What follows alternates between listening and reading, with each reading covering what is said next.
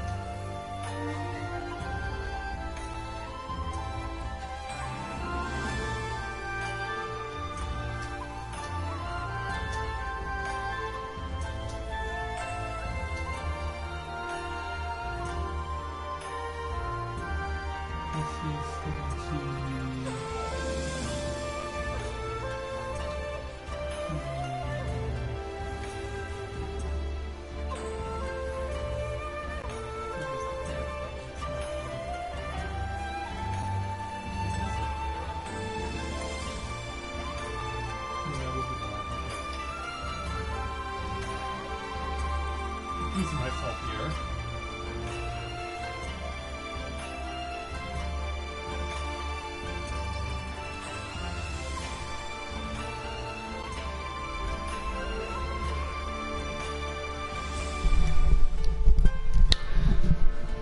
Alright. Yeah, just getting everything all set here as we prepare for departure on what will be certainly a crazy adventure to say the least. Oh, whoa! And apparently someone else wants to have words. Yeah, this young lady who we met before has certainly had quite an experience already.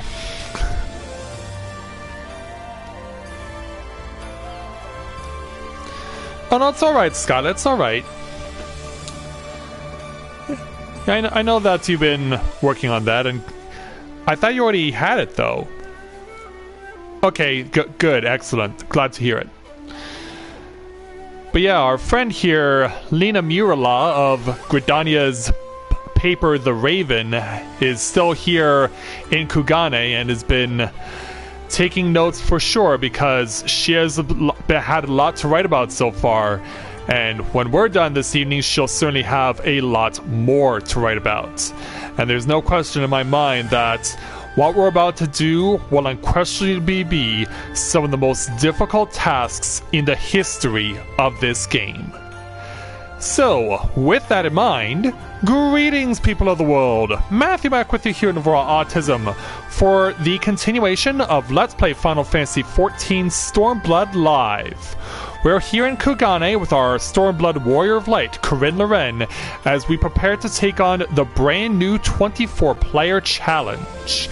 And from what I've seen so far, if you were watching the vlog yesterday, if you had the opportunity to listen to my experiences of my practice with Mathia, this is going to be something to remember, I can assure you that. So, let's get this train wreck started, shall we? Let's go ahead and speak with Lena Murala to get our 24-player challenge and the lead up to it underway, with a challenge entitled Uninvited. Lena Murala appears to have been waiting your arrival for quite some time. Corinne, where in the world have you been? Did you not receive Alma's summons? Principal Lexentoli's research into the ore site may have finally borne fruit. We must hurry to the Prima Vista before they embark on some grand and perilous adventure without us. I agree with that. So, yeah, let's have Minegumo take us to where we can get a ride over to the Prima Vista. Hello there, pilot. Take me on a journey.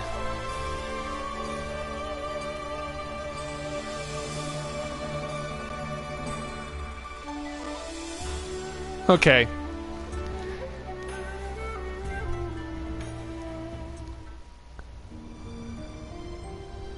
So yeah, there's the Lexentali family, and Sid is also joined up with us again. But it's time to reunite with this family, as dysfunctional as they are. Corinne, Lady Murala, thank you for answering my summons. Master Garland was kind enough to send for an Archon from Sharlayan, and I thought it only right that you be present to hear her findings. Hey there, Sid. To be frank, summoning Mikoto was Ishtola's idea. I simply came along to see what light she could shed on this mystery.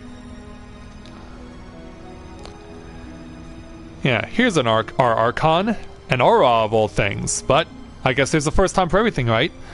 I am Mikoto of House Jinba, a domin, though my years in Sharlayan have made me a stranger here. You must be Corinne Loren, fabled liberator of men, slayer of false gods, warrior of light. I thought you'd be taller. Well, Alazin are pretty tall. Oh yeah, what do you have for us? With a big smile on your face.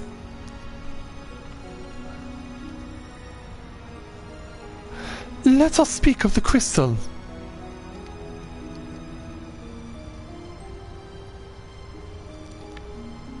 Yeah, go ahead. Yeah, Genovus is kind of like, please speak up. Or rather, Genovus actually has some information for us. The Otius, one about many Orsite Lashars that aided noble Delita's rise to regent.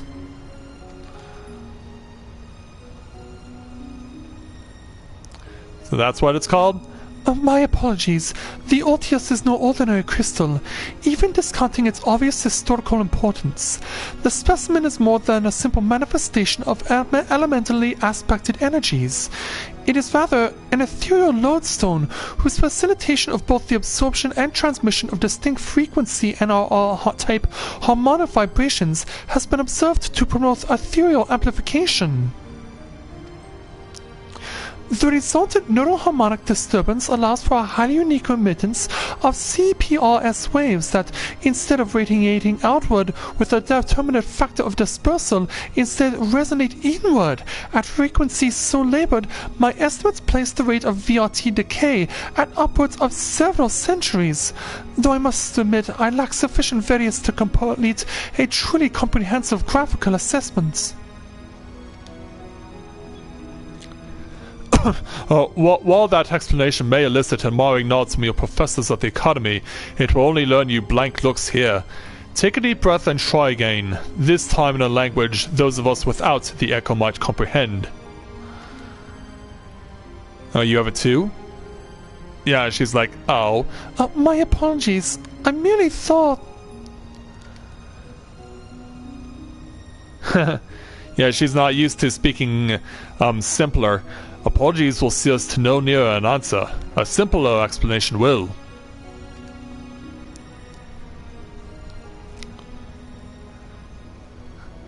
Simpler, right. Ether is not only the building block of all things material, but those immaterial as well. Thoughts, memories, feelings, one's very will, are all understood to be ethereal phenomena and can be measured as such. Unlike most crystals which can only emit elemental energies, Aurosite is tuned to not only absorb ether, but ether specific to the immaterial. That ether is then stored and multiplied within its crystalline confines until external stimuli precipitate release. Better? Apparently not. Yeah. Maybe she's a little too high-strung for us. Under appropriate conditions, a strong will or desire can become imprinted upon the autocyte and stored until fermentation, at which time the desire becomes manifest.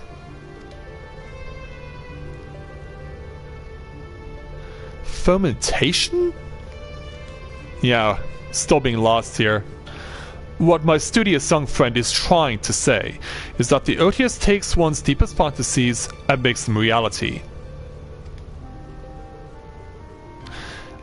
Yes, that is simpler. You may choose to think of it as a process akin to that of summoning a primal. There being marked one difference. Primal summoning requires a supplemental energy source, such as a hoard of elementally charged crystals. Orsight, on the other hand, has the capacity to serve as its own source of power.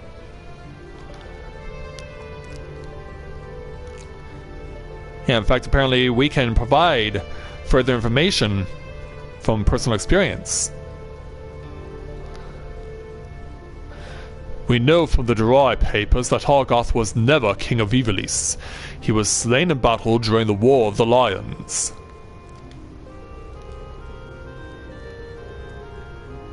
Yet the Argoth encounter during the recent expedition carried himself as if he had been crowned regent. I believe this was merely the Orsight in his possession realizing his desire to rule. I am informed that he uttered the same words over and over again for the duration of the confrontation which unfolded. If that is the case, it is possible that it was not actually Argoth who uttered them, but the Orsight itself.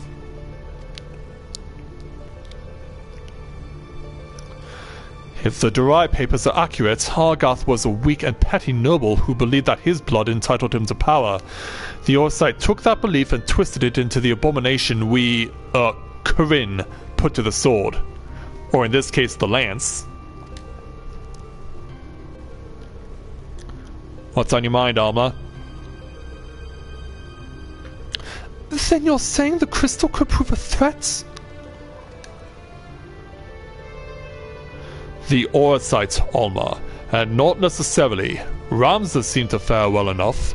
There is no record of the young regent being manipulated by the artifacts he gathered.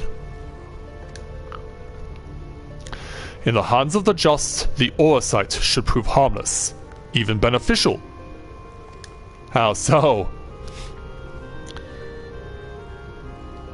To paraphrase, it is not the weapon that kills but the one who wields it. Now, where have I heard that before? Oh yes, it was Emperor Galvus's justification for taking the marvels of Magitech and applying them to the manufacture of arms. Where, after all, was the harm if it allowed to bring him order to the 3 great continents? You draw an intriguing parallel, Master Garland. The properties of these crystals are so singular, I do begin to wonder if they, like Magitech, are products of science and not nature. That they were created by someone to... But who? What manner of person would even be capable of such a feat?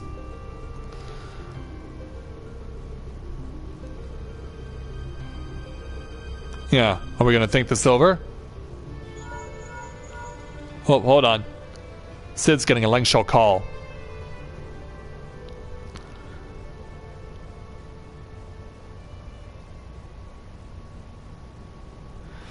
Now that is an interesting question, the answer to which I look forward to hearing.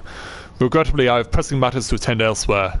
Fear not, however, Makoto's insight will prove far more beneficial than anything I might accidentally contribute. Good day to you all. Yeah, knowing him, he probably has to go check on Nero and see how his health is doing.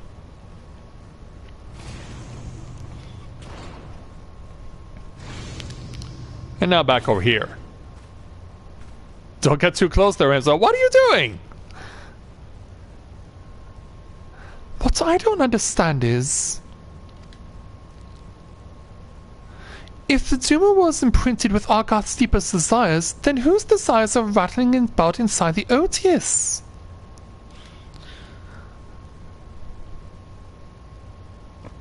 Yeah, he just realized, put it down.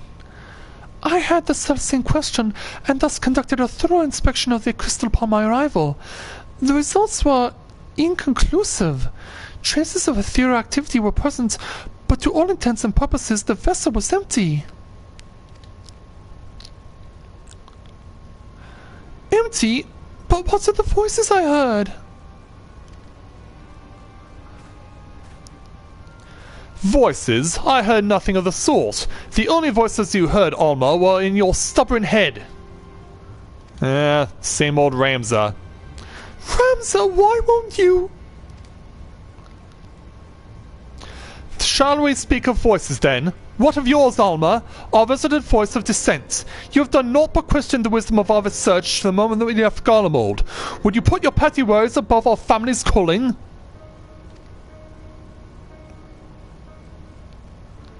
No, I would never! You would never? Then why involve a gossip monger, a goody two-shoes, and this flying mole? Flying mole? You're not talking about me, are you?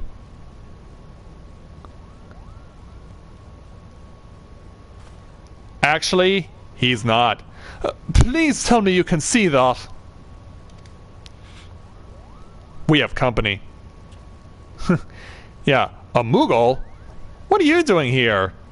What's this all about?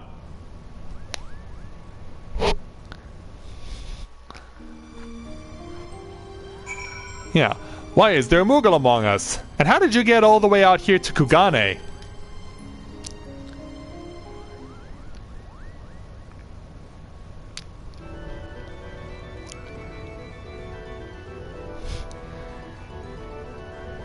Am I interrupting? Oh, please do go on.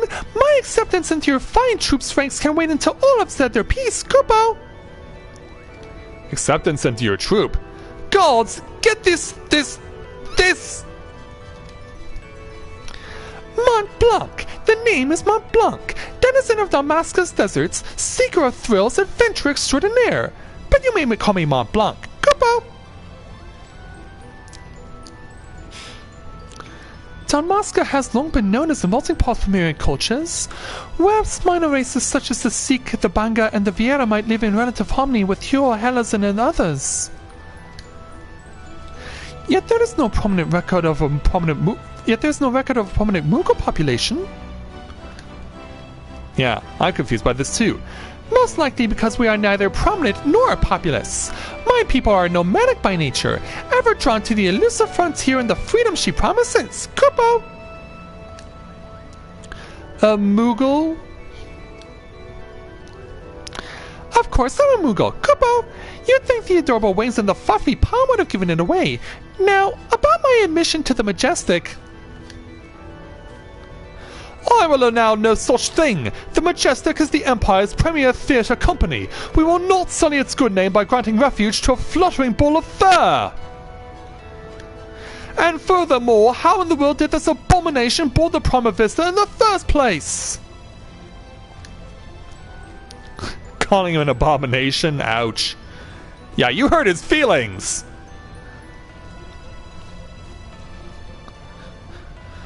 By means of his wings, were I to guess. As for admission to our company, I do not seem to recall race, creed, or allegiance on my list of prerequisites, do you? No, father. Very well then. Mont Blanc, what is it exactly that calls you to the stage? Our stage. Yeah, Sunny's all happy again. What else? The Zodiac Grave story, Kupo! Never before have I witnessed something so amazing, so moving. Sitting, well, technically hovering there in the audience as the story unfolded around me, I knew I was witnessing something special, something positively transcendental, Kupo! It was then that I realized I either had to be a part of it or go to my grave a bitter and broken Moogle.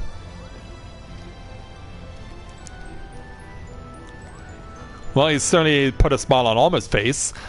Was this realization before or after you swore you had simply had to become the realm's greatest marauder, Kupo? Yeah, apparently there's not just one Moogle, there's two. to Ramses' chagrin. Hurdy, how did you...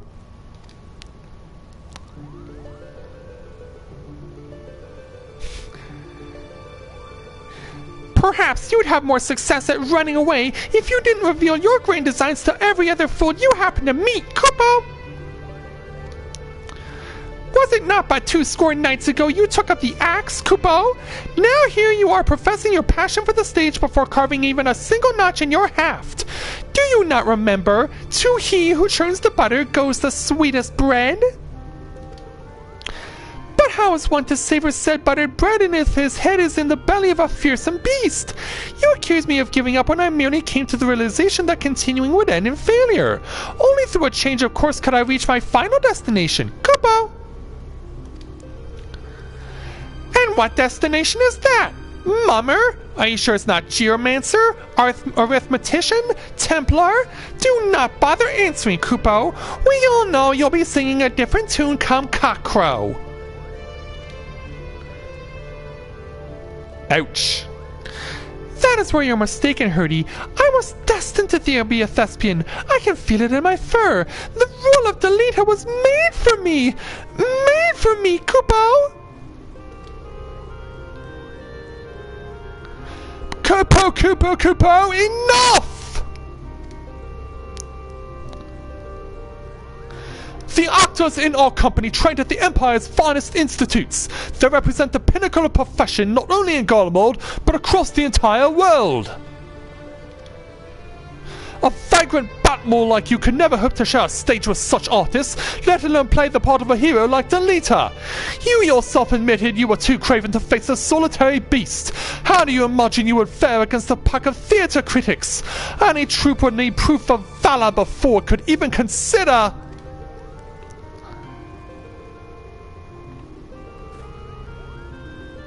Craven? Call me a cheat and call me cur, but do not, sir, call me Craven. I accept your challenge. Slay but one foul beast by mine own hand, and the Majestic Theatre Company will accept me into its ranks. Kupo!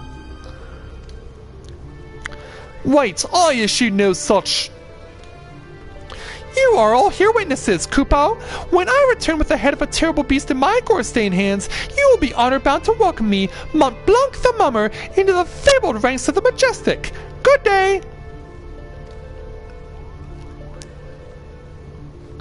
And so away he goes. Wonderful. What do we do now? What do? We do nothing. If that bull wishes to throw himself on the hordes of a stampeding zoo, I will not stand in his way. I believe the proper term of derogation is molbat, and I should warn you, Muggles do not take kindly to those who use it. Why must you always put yourself above others, brother? Did you learn nothing from Argath's wretched example? Mont Blanc would have never set off on this fool's errand had you not made this challenge. If anything befalls my brother, his blood will be on your hands. Corinne, you are the only one among us capable of locating Mont Blanc and preventing disaster. On behalf of my brother, I beg your assistance.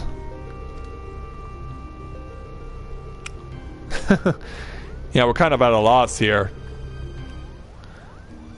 But yeah, we have to speak with Hurdy in order to move on, and he's right in my face. Or right in Corinne's face, rather. My brother can be rather simple-minded when it comes to such matters. Thinking to impress the Warrior of Light and her companions, Mont Blanc will most likely choose the scene of your recent exploits to prove his worth. Meaning Rabanastre, if I'm not mistaken. Pardon my language, but that Ramza really is an incurable little prick, is he not?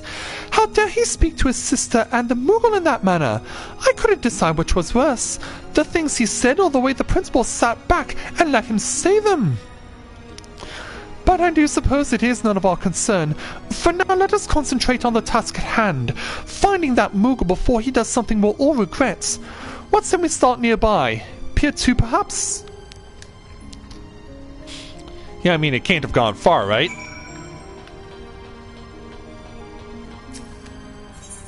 So back to Kugane. And in the meantime, hey there, Elizabeth. Glad to have you with us. Welcome.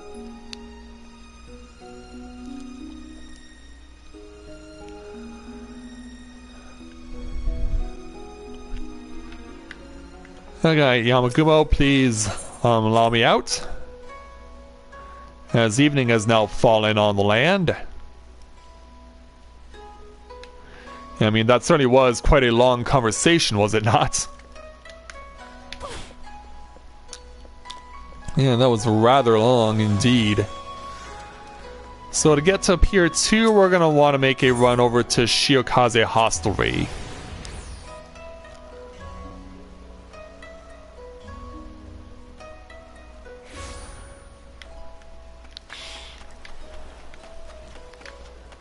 And here's where Hyuri and Lena are standing now. This is rather unique that you can choose to speak with one of the two. But as far as I know, both of them will lead you to the same path. So we'll go ahead and speak with Hyuri because of course he is a Moogle like Mont Blanc is. The Falcon Porter tells us that he sent a travelling blacksmith away to Yonsha not a bell past. And why would that be of interest to us, you ask? Because said peddler of iron and steel was seen to be carrying a bag stuffed to the brim with, and I quote, albino mole fur and purple bat wings. So now we have a trail? Yeah, but Blanc! Not that we look like that, Kupo. The quickest route into Damaska is via the One River and its western tributaries. If Mont Blanc is bound for Banasta, he will seek passage from the Glittering Basin. So now we have to go look for the guy. So we have to make a run to Namai.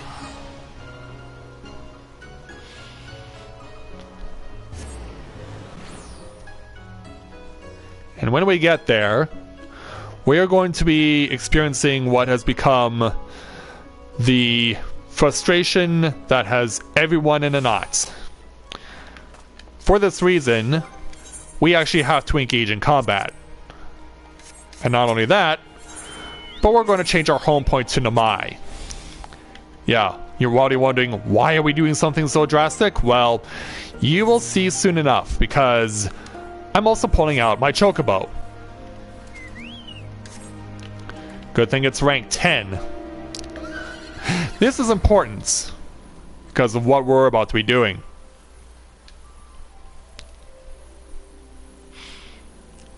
It's a good thing I have a rank 10 Chocobo, because what we're about to do has been pulling people's hair out for the last 2 weeks.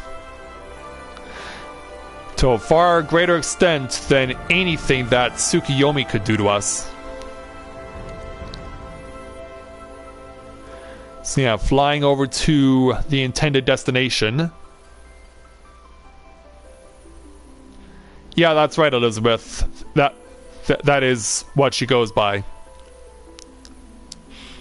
So yeah, we're gonna go by the Namazu's home. We're gonna fly over it. We should see our quarry right here.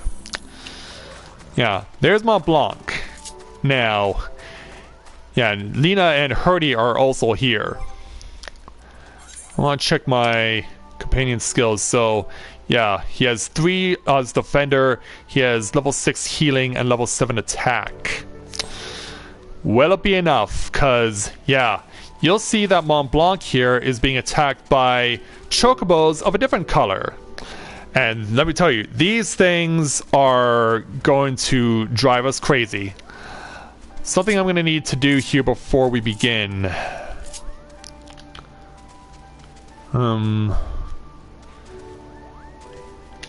I want to hotbar my Geisel greens and put them on over my sprints. So that way I have them on standby if needed. And believe me, I will be needing them. Is everybody ready? Here we go. The 2 chocobos now come and attack me. And we have to try and kill them as quickly as we can. The biggest challenge here, though, will be trying to avoid the little tricks that they'll have for us along the way. Namely, the Choco Meteor, which does an insane amount of damage. We're gonna try to avoid this as much as we possibly can, which means a lot of dodging, a lot of weaving, and a lot of hoping and praying. And already my Chocobo is dead. I did say this was hard, which is why, yeah, I just took a hit and I'm about to get hit again. No! Ow. And that's why this is so hard. That's why this is so hard. Yeah, I was trying to take advantage of the fact that one Chocobo was dead in order to resummon my own, and yet it failed miserably. How many attempts will it take for us to do away with 2 red Chocobos? I did say that this has been driving people crazy for 2 weeks. Because you can be geared like crazy, but as you saw, it won't do anything if you cannot save yourself from the most painful, non-fate based, non-dungeon based enemies ever to be put in the game. And to add insult to injury, the heavens have opened up and we're now in a driving storm.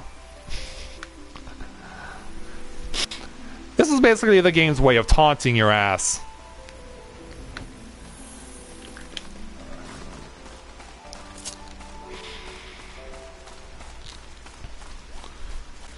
Alright, attempt number 2. Go.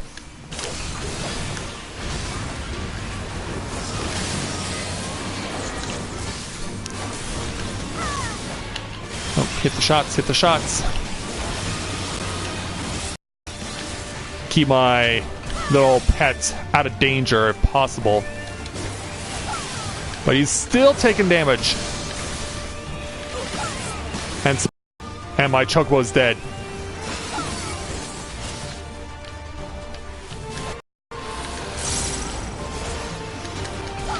So now I have to try and avoid getting...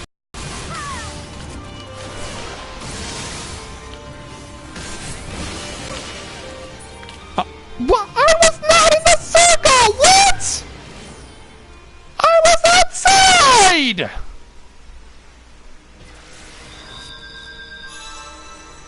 And that's why no one likes this place.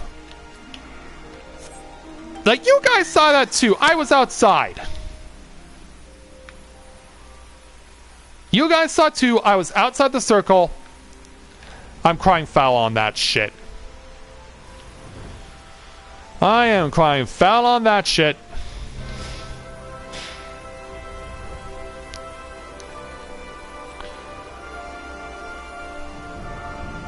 Yeah, we are getting pissed on here.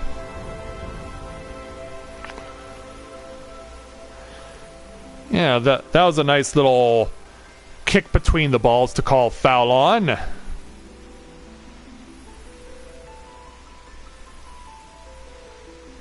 yeah, I clearly was not within the AoE.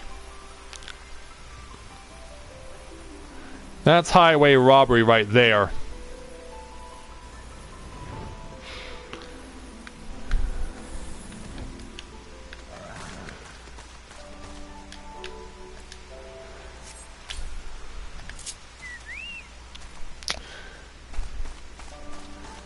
Alright, attempt number 3.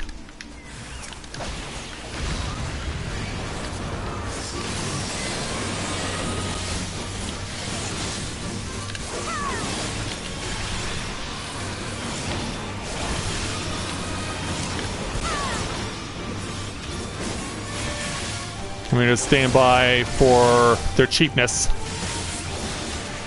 I think I took a hit there. Not quite. Oh, but I think I did there.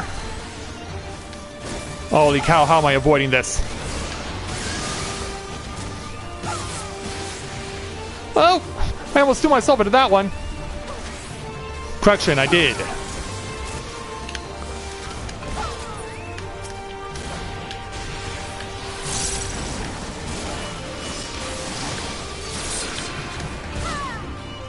Oh, watch out, watch out!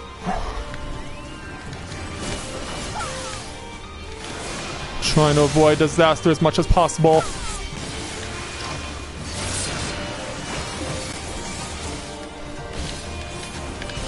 Alright, got myself a little bit of time.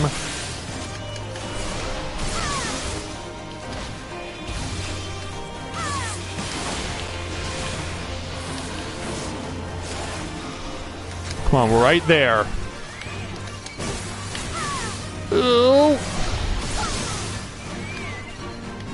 Crap, my chocobo died, but if I can just hold out for 2 more %. Got it! There, we got it. My friend, your sacrifice was not in vain. We won.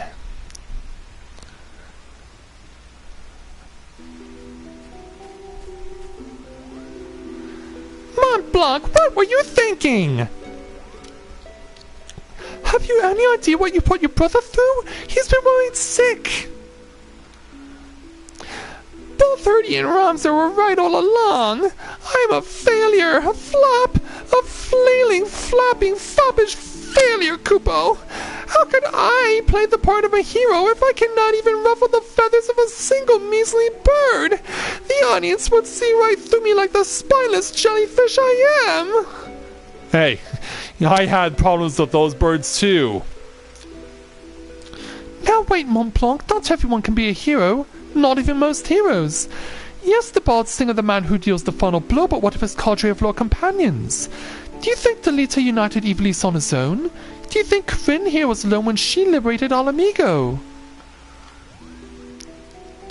Yeah, exactly. You're never alone on the battlefield, or not all wars are won on the front lines. Well, it's true that you're never alone on the battlefield, so we'll go with that.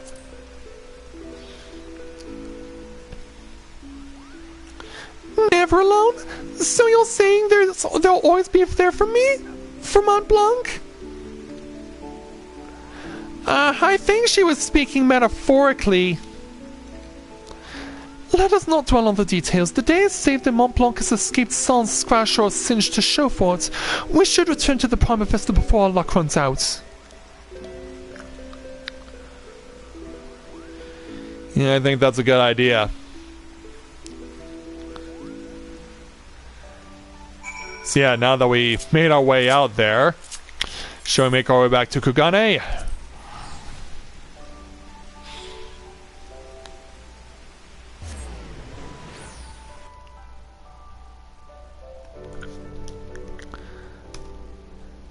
Yeah, how's that for an intro?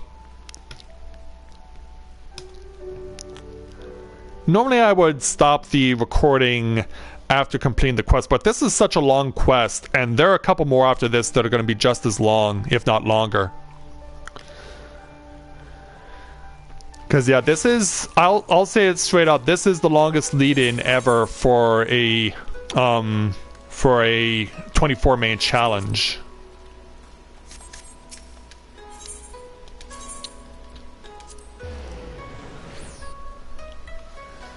I'm just gonna let this thing normalize for a bit. I'm gonna go make a run to the washroom while that's going on, so I'll be back in a moment.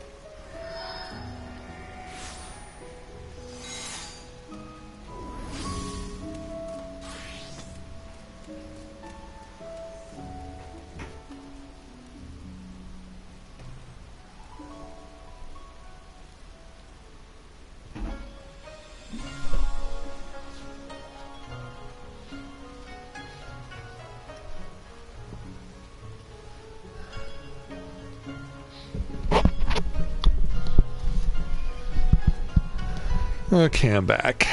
Just gonna run over to where we need to be, and then we'll continue on with the quests. Here in the driving rain in Kugane.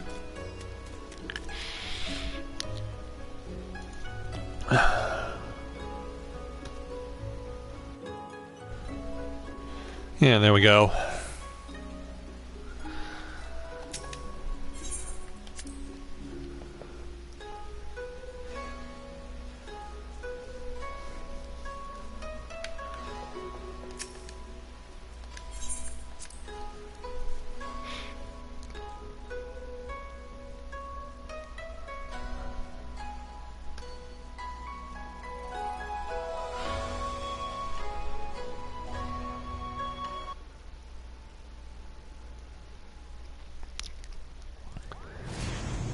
So now that we've returned...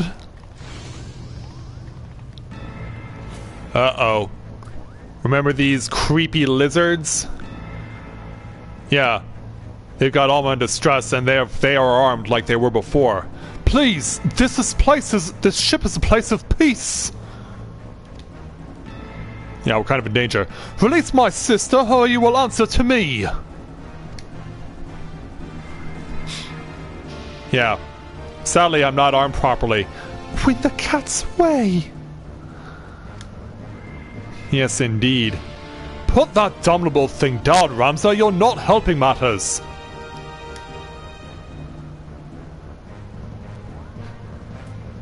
We have no quarrel with you or yours. We only seek aid in finding our leader, Bagamnan.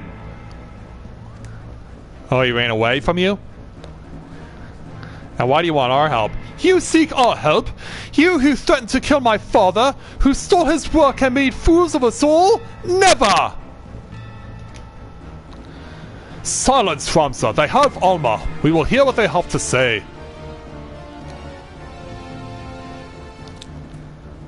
Oh, you're giving it back. As I said, we've no quarrel with you. We only did what was necessary to secure an audience.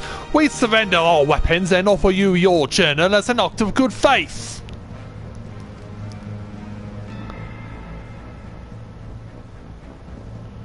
Well, if you surrender your weapons, why aren't you dropping them? Yeah, dude, come on. Yeah, he's like, really?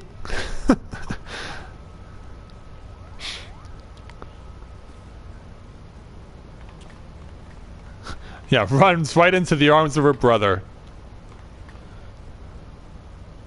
But he's not putting his sword down. He's not taking any chances. Yeah, why are our rivals here? Other than the aforementioned reason. This is all rather a lot to digest, but your claims do coincide with what we have learned about the ore site.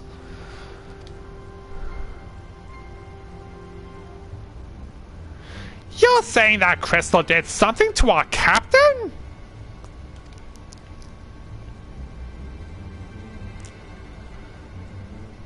Yeah. Care to explain, Makoto? And try to keep it simple. After being emptied of Argot's will, the Duma sought that of another to sate its appetite for ether.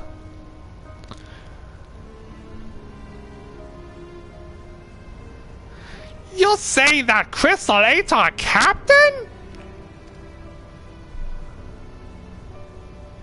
No, not his body, only his soul.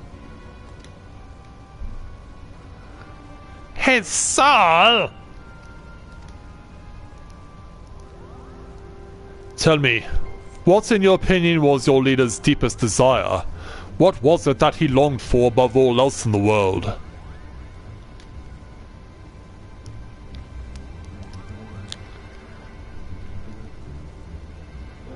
Why waste your breath reasoning with these lizards? They show themselves for the beast they are when they put a knife to your throat.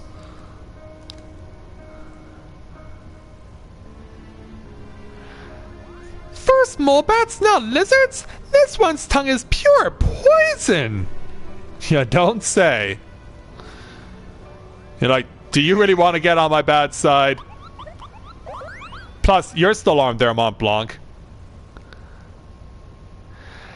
The boy can call us what he pleases. For our past failings, we deserve no better. Your feelings?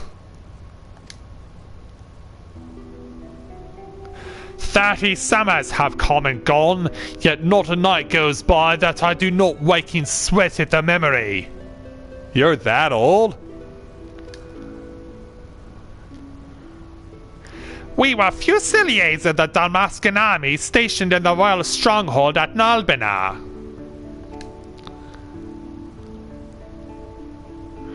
Nalbina fortress was reputed to be impenetrable.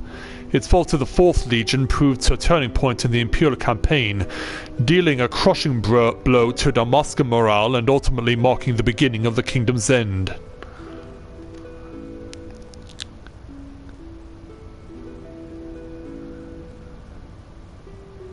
But now here's where they start taking liberties with Final Fantasy XII's story.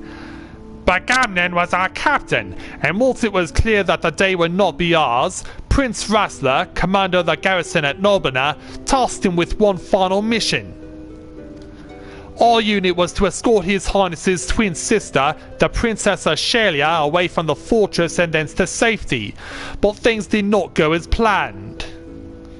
Yeah. That is very much taking liberties with the story, because in Final Fantasy XII, Rasler and Ashelia, aka Ash, were not twins. They were actually to be married. So yeah, they were not family. They were just planning on getting married.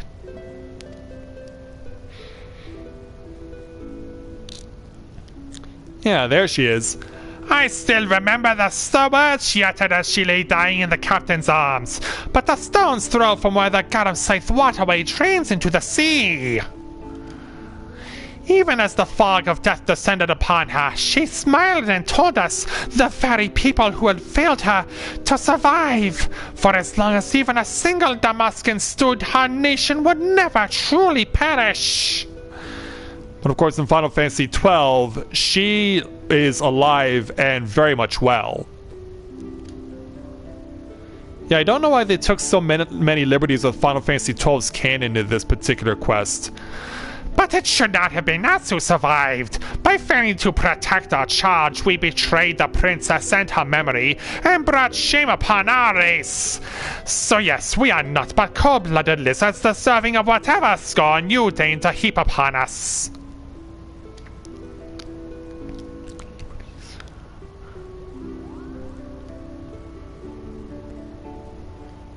Yeah, Makoto wants to make a point. I think we may safely assume a deep-seated hatred towards the invaders of his homeland, coupled with self-loathing born from a sense of powerlessness. The darkness that lurks in the heart of Agamben is little different from that which drove Argath, the same emotions that were to nourish Duma.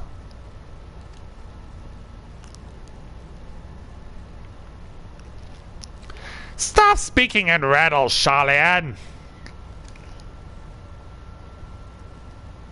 She's saying your brave captain will eventually turn into a monster, or rather more of one. Garlean lies! Well, if what they say is true, if we do not find Bagamnen and the Duma soon, none of us are safe, present company included. Do you have any idea where he might have gone? Any at all?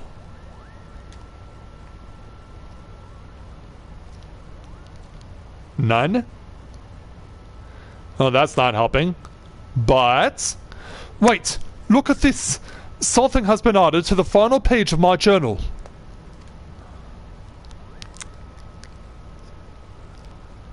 Yeah. Pray tell, what have you found there, Genomus?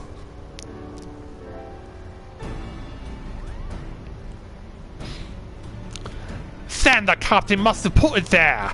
Only he had access to it. Until we found it in the pack he left behind, that is. Is this Damascan? You mean as in texts? Indeed it is! It says Ridorana!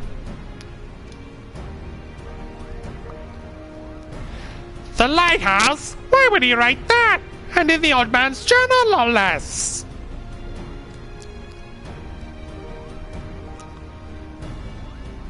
Yeah, why would he do that?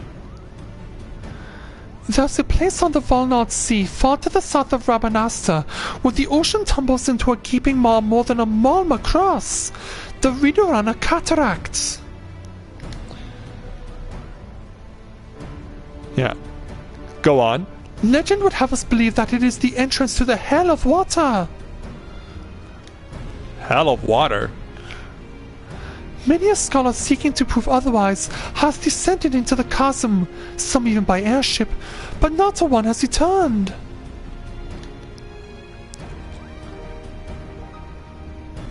Yeah, that doesn't sound good.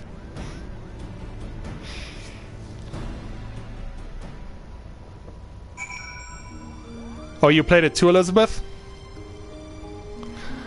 Well, this first quest is finally done now when we speak with Geonomus. I must admit to knowing little of Ridorana save that which Lady Makoto shared with us. Before we expend valuable time and resources traveling to so remote a place, I must review my notes and see if there's any mention of the Abyss. We shall send for you as soon as we learn aught of interest. And so with that, this quest is finally done, and we'll be taking 1,853 gil for our reward. Stand strong and unified! So yeah, it didn't take long for Geonomus to get some information, because we're taking on the next challenge, entitled, My Power, My Pleasure, My Pain. Something is on Principal Geonomus' mind.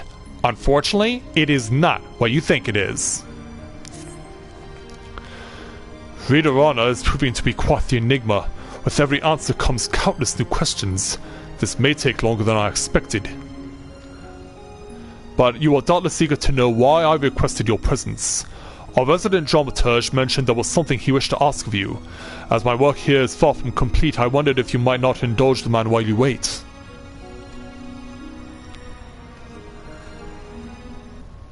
So yeah, since it's going to take us a while to get some information out of Geonomus, it's time for an epic fetch quest.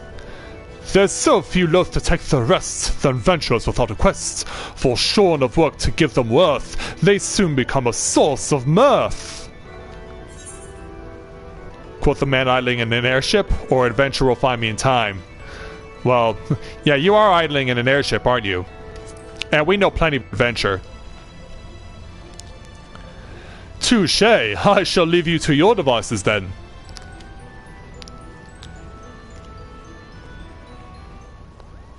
Oh, wait a minute. You know what? I actually did not... I was curious in what the other option was because I had already seen the other one. I actually had no idea. I actually had no idea the other option could happen.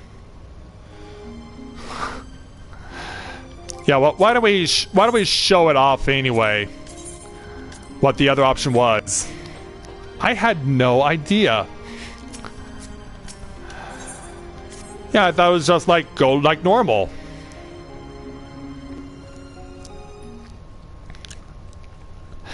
Wow. Alright, adventure will find me in time.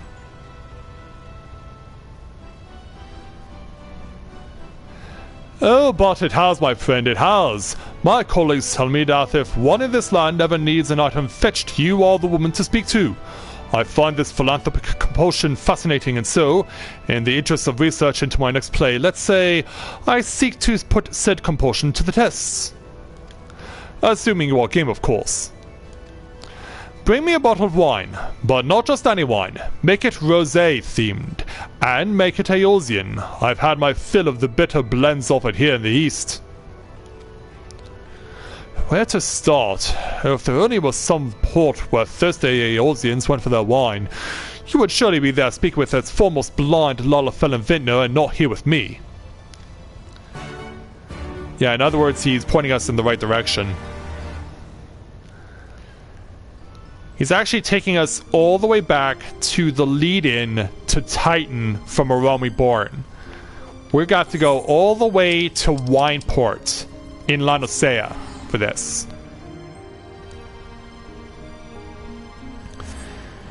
Yeah, of course, he asked us to go to Eorzea to do this, but we're gonna have ourselves quite the quest here.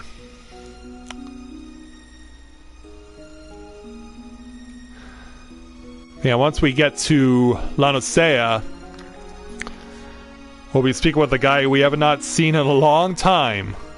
And he won't be the only one that we haven't seen in a long time. So, a new day has dawned here in Eorzea, and we're going to speak with our old friend from the Company of Heroes, Shamani Lomani. How have you been, young man? Soy and spice, sprinkled with a subtle soup con of the steppe. You have traveled far, my friend. What is it you seek here in Wineport? Well, if you need to know... A rosé-themed wine? You would be hard-pressed to find a wine that did not display some hint of rosé. So we can assume that your client was not referring to a desired bouquet. Perhaps a name or a label or... A bottle! Yes, I seem to recall a certain vintage rosé sold in crystal bottles with a single red rose on the label. Alas, I have nothing as rare amongst my personal stock. As for who might... Well, there's always Berglant, I suppose. But yeah, if you remember all the way back 4 years ago to the Gordon Ramsay of A Realm Reborn, you might remember that this guy is not one to part with his wine so easily. What did he do it this time? Only an uncultured fool would select a wine based solely on a bottle. As it happens, however, said fool will be undeservingly rewarded with one of Valebrand's best wines were he to select a vintage Sud Vianda.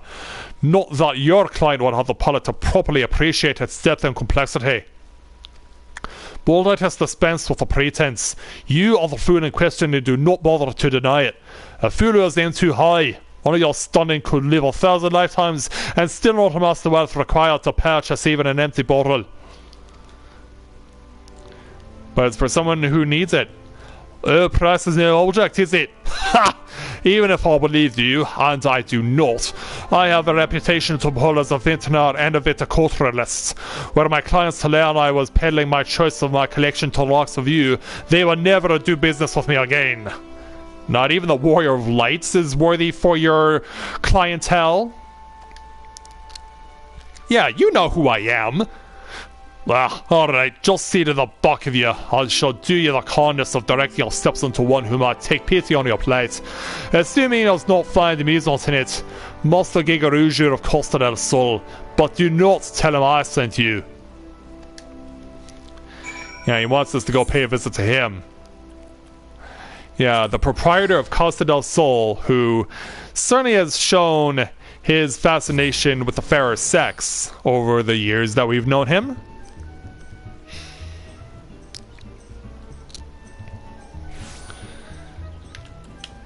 Yeah, it's been a while since we've been around here.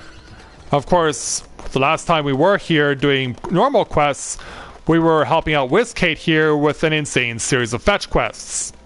Not the least of which included going to the dungeon Bravelox's long stop. Yeah, here's Master Gigaruju, the Lalafell who runs the place. Hey there, it's been a while. Corinne, it is always a pleasure, and I do mean that. My ladies inform me you come inquiring after a bottle of Sud Viandia, but I told them that they must be mistaken. Not even you would be foolish enough to think you could... Well, let me explain why I'm here, though. Oh, you are serious.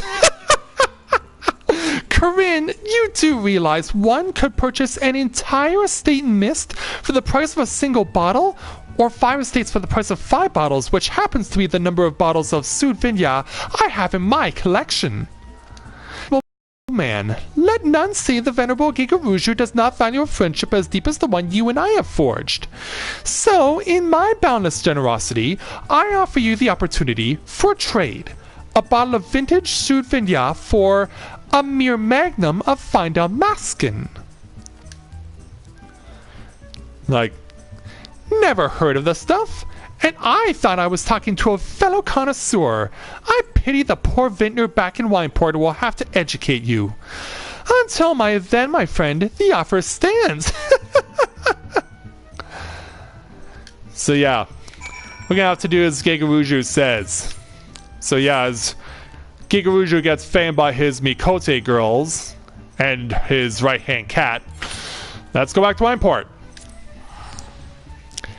In the meantime, hey Mira, welcome to the stream. Glad to have you with us.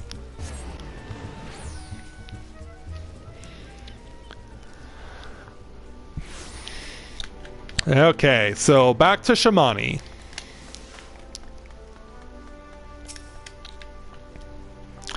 First soon Viandia, and now Damascus wine? Might I interest you in an aged Lominson Red instead? I'm afraid not. No, I thought not. Well, then you have your work cut out for you. There was a time Damascus wine was fairly easy to procure, even here in Vilbrand, but that was before the Empire raised the better part of the kingdom, vineyards and all. If there are any surviving bottles, it will be those that were exported before the Imperial invasion, over 30 summers past, though I've not encountered any in a decade or more, either at auction or in private hands.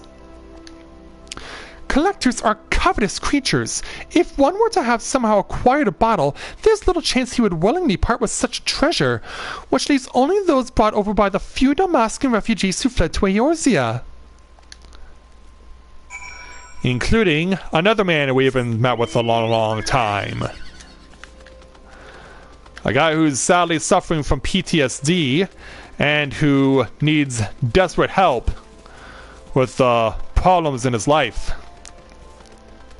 This is leading up to the new 24-man challenge there, Mira. Yeah, we've already covered the royal city of Rabanastre. Now we're going to go to where the sequel is taking place, but we have to do some crazy prolonged quests just to get an opportunity to even access it. Because earlier on we fought 2 red chocobos who proved to be so far the bane of many an adventurer's existence in this game, and now we're, in order to get advancement with this particular story, we have to get some of the rarest wine one can possibly find. But to do that, we have to speak with Drest here, our poor friend who is suffering from PTSD, as I mentioned. Drest, how are you? Can't sleep. They won't let me. The bitches won't let me. They buzz and they scream. Yeah, it looks like he needs some emotional support.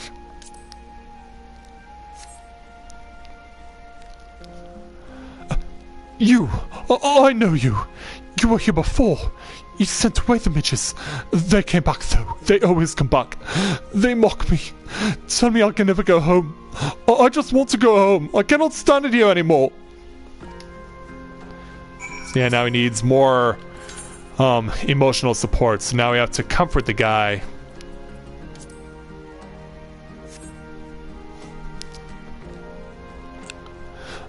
Wine. My wife loved the wine. We would drink a glass of Vallon every night before sunset. She would always keep the cork. I always thought that odd. What good is a cork? Toss it in the midden heap along with the bottle, I'd say, but she...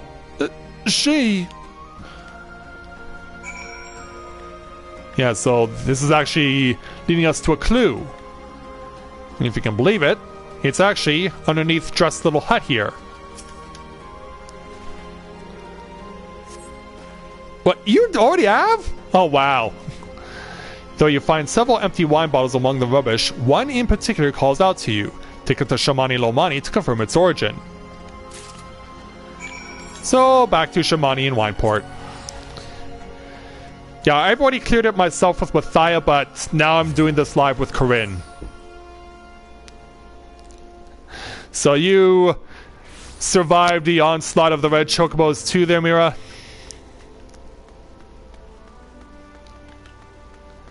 Alright, Shamani, I'm back.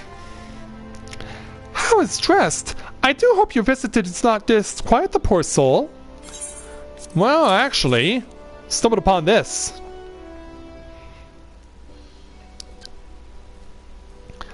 So you brought me an empty bottle? Ah, but what is this? The cork remains in place. That is most unfortunate. Why is that? If an adequate seal was made, there still may be traces of the wine within. May I? I'm not going to stop you. Yeah. Feel that aroma. Flamboyant yet elegant. A thought-provoking blend of kakuru beans and cinnamon with just a hint of... Is that rosemary? A veritable kaleidoscope of both opulence and refinement. Long has it been since I last encountered a bouquet of such complexity, yet I recall it as if it were yesterday. Without question, this bottle was once held a Damascus Le Monde, read by the name of Vallon. To think that I would have the opportunity to experience again after so many summers. But I suspect Master Gigaruja will not be satisfied with a sniffer's eye. Now, one without scruples might see the empty bottle as the basis for a ruse. One man's ruse is another man's keikaku. And Hancock, what are you doing here? This isn't your turf. Yeah, we're both shocked to see him here. Over the years, I've had numerous dealings with the Lord of Costa del Sol, and while he is many things, an expert on wines is not one of them. Not that it would matter if he were here, or if he were. Men of his standing invariably find more joy in boasting of their acquisitions than in consuming them. In all likelihood, Master Gigaruju will never even open the bottle, rendering the provenance of its contents practically irrelevant. Ah, but where are my manners? These forays back to western climes always bring out the barbarian in me.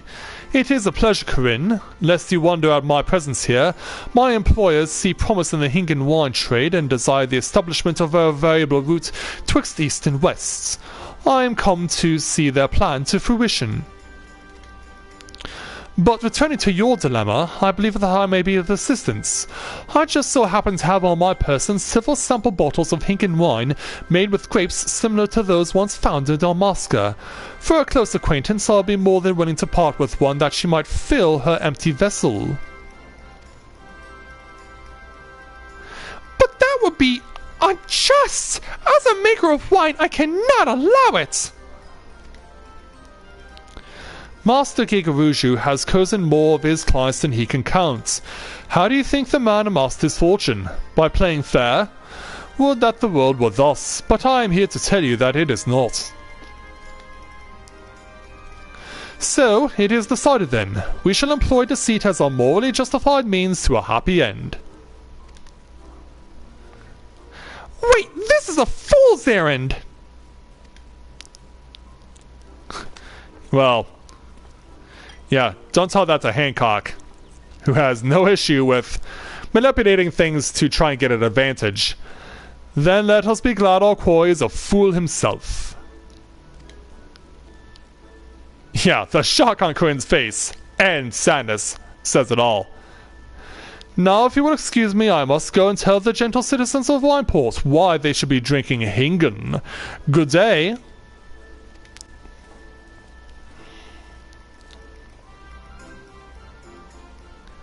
So yeah, now we gotta turn this back over to Gigaruju. Yeah, deliver the bottle of quote-unquote Damascan wine to him. Yeah, was that awkward or what?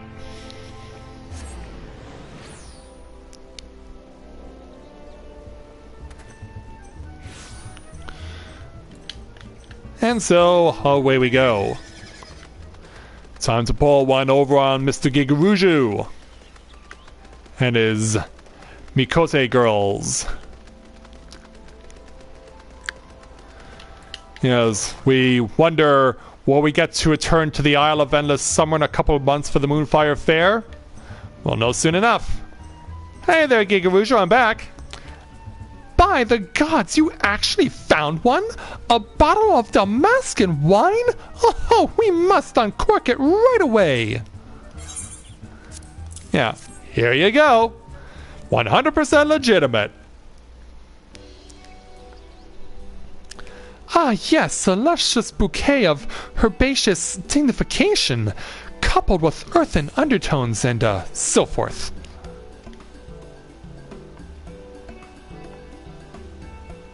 In short, the very epitome of a Damascus red. Yes, you have outdone yourself this time, Corinne. Yeah, what can I say? And a promise is a promise. Ladies, the bottles of Sudvidyanya, if you please. Yeah, how happy they are to do their master's bidding.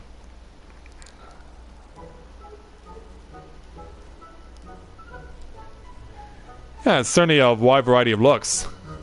And if I'm not mistaken, one of those bottles had Kite Sith's picture on it. Take whichever you fancy, except for the one with the rose. That is my favorite, or whichever you fancy.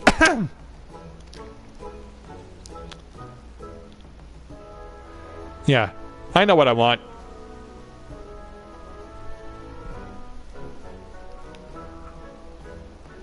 Yeah, it can only be this one. Thank you so much.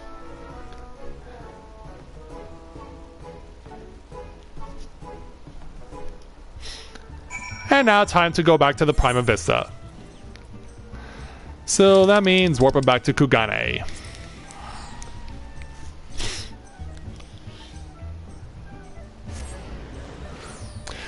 You saw Hancock pulling the wool over, or you missed Hancock pulling the wool over someone's eyes. Is basically what you missed.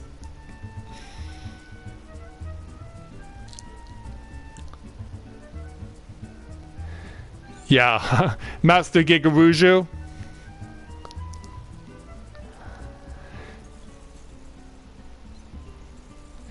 Yeah, definitely a man who loves his opulence for sure.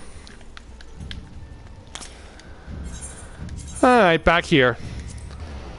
And time to go back to the Prima Vista.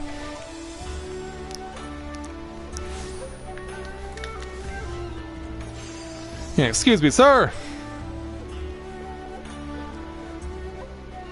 Yeah, we traded out a fake wine for a genuine article, and are about to give it to a wandering dramaturge, as he likes to go by.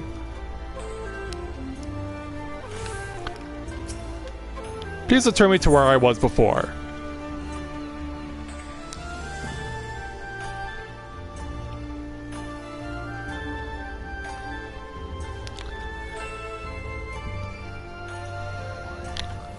So yeah, let's give the dramaturge what he wanted.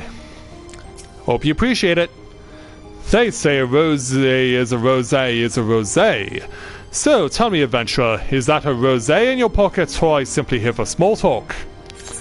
No, I got what you were looking for.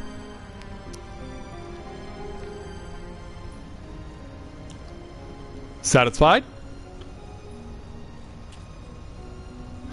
A bottle of vintage Sudvianya! You never cease to amaze!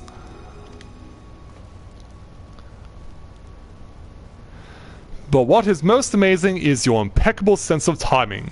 Today marks the 12th anniversary of the day I met my dear wife, and if there was one thing she loved more than wine, it was roses. Wish that she were here today to... Oh, I'm sorry for your loss. Oh, but I jest. My wife is very much alive. In fact... Yeah, she's alive? She's been here with us all along. Darling, would you care to join us?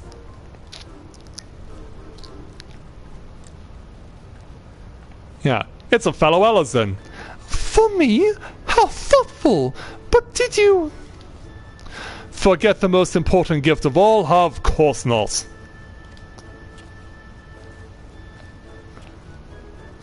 Nice to meet you too.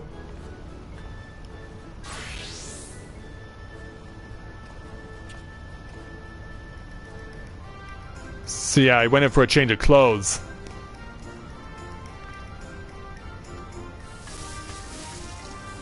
Yeah, basically playing his dramaturge role to perfection.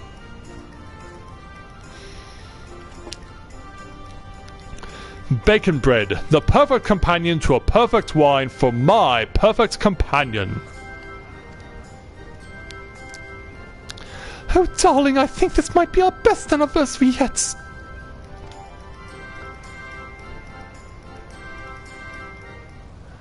Well, at least we made him happy. So sometime later... That played out better than I imagined. I suppose I have you to thank, adventurer. Though it was the bacon bread that sealed the... Ah, yes. Is that Principal Genovus I hear calling? Perhaps he's made some progress with his research and requires your assistance. You best not keep him waiting.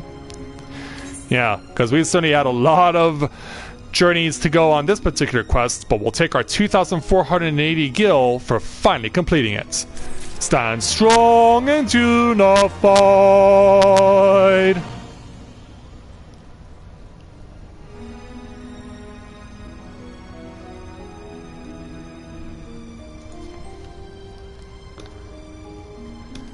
And to think, that's just 2 quests. And we've already spent over an hour on both of them.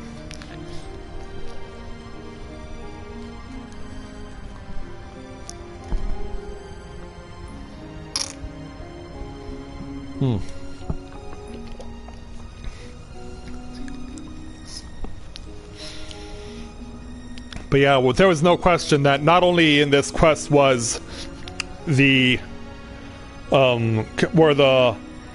was the story from Final Fantasy XII taking liberties, but so was the fact that the dramaturge was taking liberties because of the fact that we fetched him a bottle of wine after giving someone a fake bottle of wine, and then a whole bunch of other stuff that happened.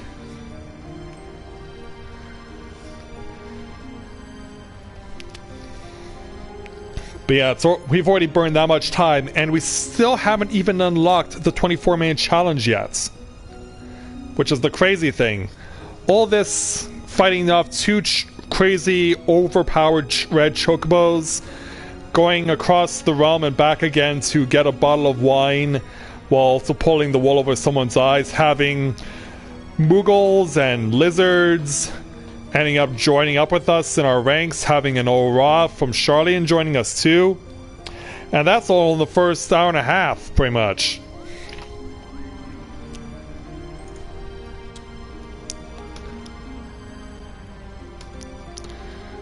So, shall we continue then? So, with that little fetch quest taken care of, although it really wasn't all that little, let's go ahead and speak with Genovus again for the next challenge in Oh, he has to talk to us first. I hope these past few turns of the sun have proved as productive for you as they have for us. We have much to share. Indeed, with the challenge entitled Desire, Genovus and his son have completed their investigation into Ridorana.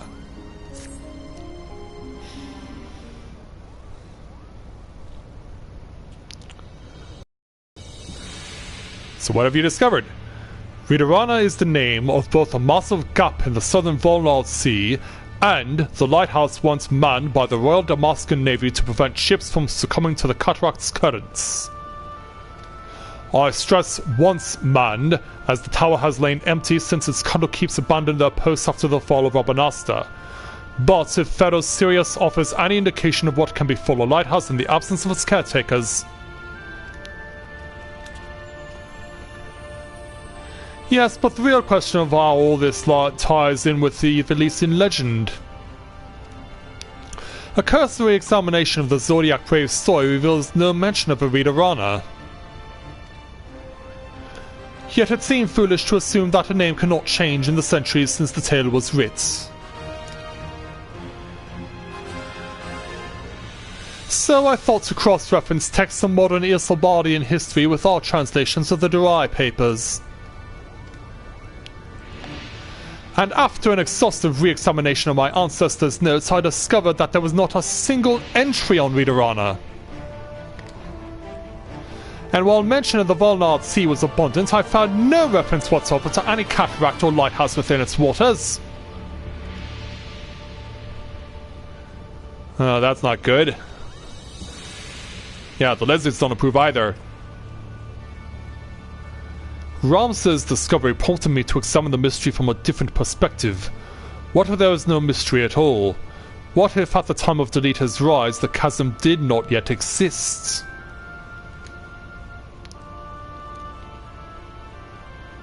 There is more, but only a visit to the lighthouse will enable us to confirm our theories with any certainty. Which means we're finally getting on the road. It does, doesn't it there, Elizabeth? Alright, Ramsa. The Ridorana Lighthouse lies far from civilization. You will be wise to provision for the trip here in Hingashi. That is not a problem for me. Of course.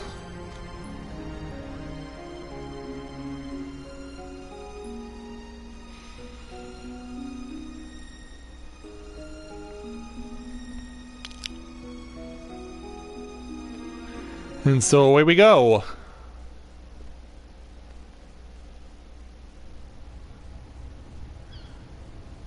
Prima Vista leaving its place in Kugane to go to places unknown.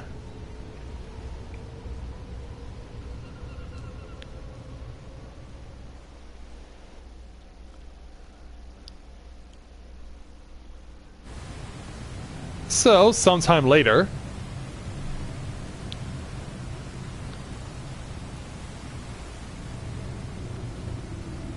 well, we certainly found something very visually impressive.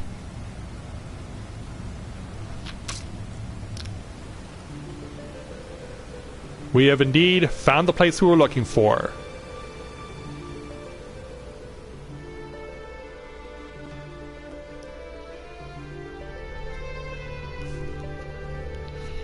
So we're taking an alternate ship to have a look at the place.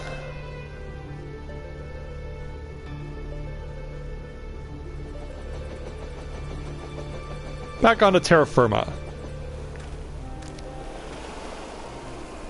Something is very wrong here. Yeah, the lizards and the Muggles came along too.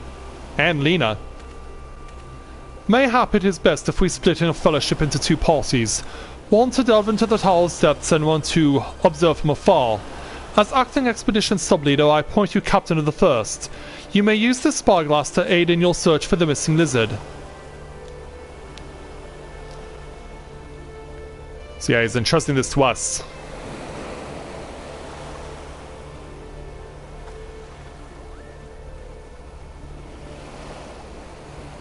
And what about our lizards? Damn it, brother, where are you? Yeah, we're gonna have to find them sooner or rather than later, hopefully.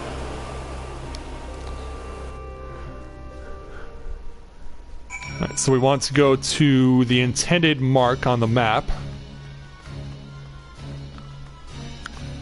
which is right over here.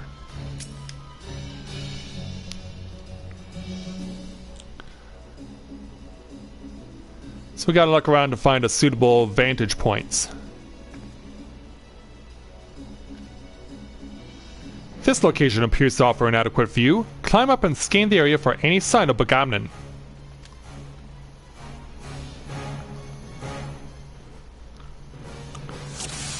So now we have to go and see where he is. Find him before it's too late. Now, based on my previous experience, he should be somewhere in this general direction right over here.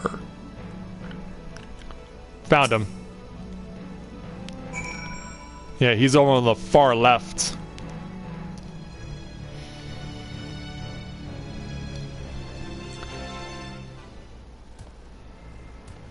So yeah, there he is.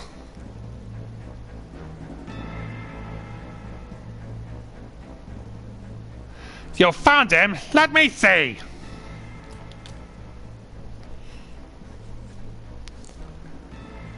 Yep, there he is. He needs our help! Yeah, better go do it then.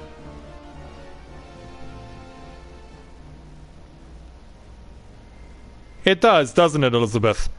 Prince Rossler, Princess Ashalia, I know you cannot forgive me.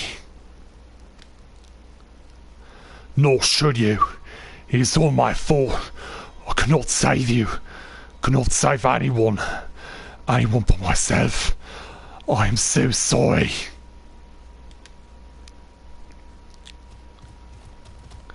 Bagamnon, wait! Yeah. We're here to save you. but... Traitors! Have you no pride? You treat with the very men who laid waste to our homeland!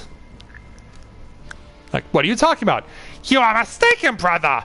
There are no Imperials here, we've come to help!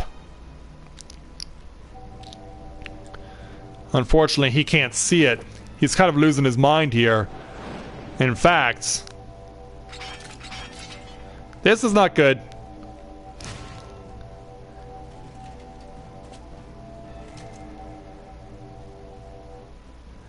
I know what I see! Mine own kid sided with the enemy!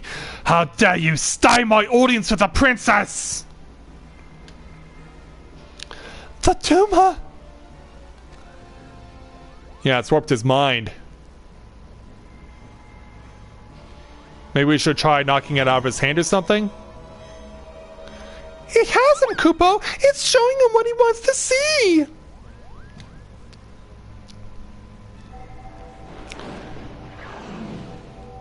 And now he's seeing Livia. Witch! Murderess! And then... Uh-oh. And unfortunately, I can't use myself as a shield because I don't have armor on. Oh, Lena.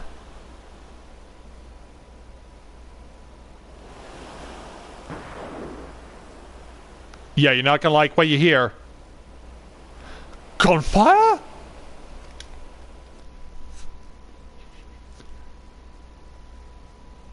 Thankfully, he missed. Because Corinne had to bring out her weapon.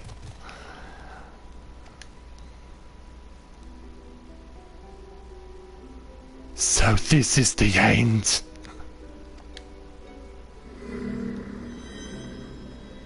Oh, but now the Orstate's picked up a little extra. Recite the words. Satisfy the covenant.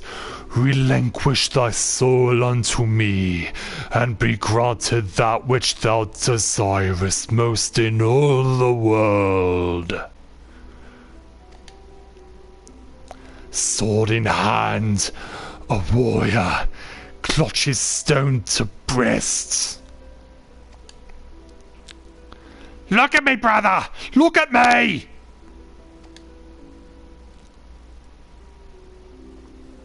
Unfortunately, all he sees is the stone.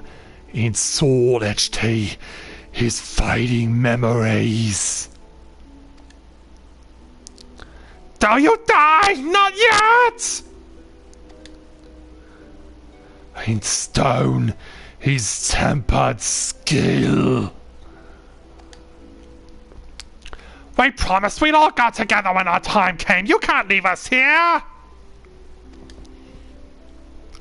By sword attested, by stone revealed.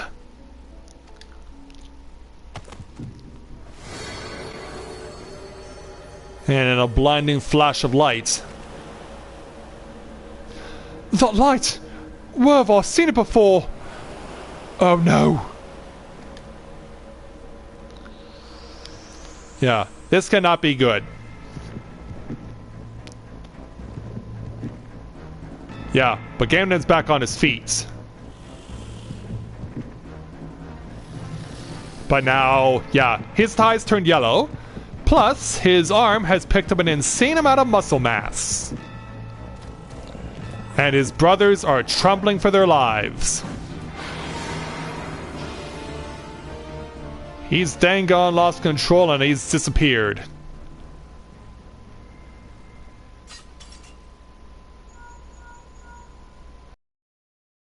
Whatever you're doing, you need to leave the lighthouse right away. Right away, do you hear? Yeah, we have to beat a retreat. So flying back without Bagamnon.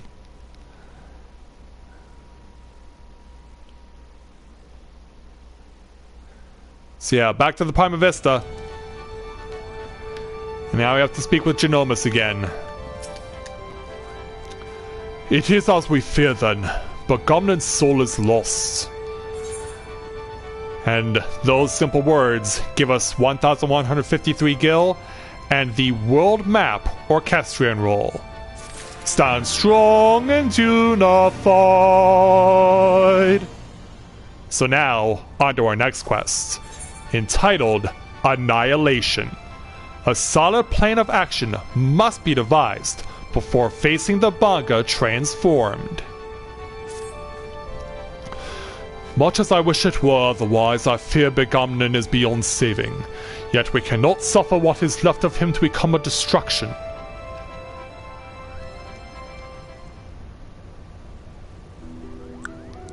So yeah, we have to discuss what we're gonna do next. Father, is not now the time to abandon this quest? We are meddling with forces beyond. Yeah, Ranger just shrugs it off like, whatever. Enough, Alma. We adults are talking. While Corinne was searching for the lizard, I inspected an area of exposed foundation at the base of the lighthouse. And you were right, Father. The lighthouse is built squarely atop the ruins of what can only be the clockwork city of Goog.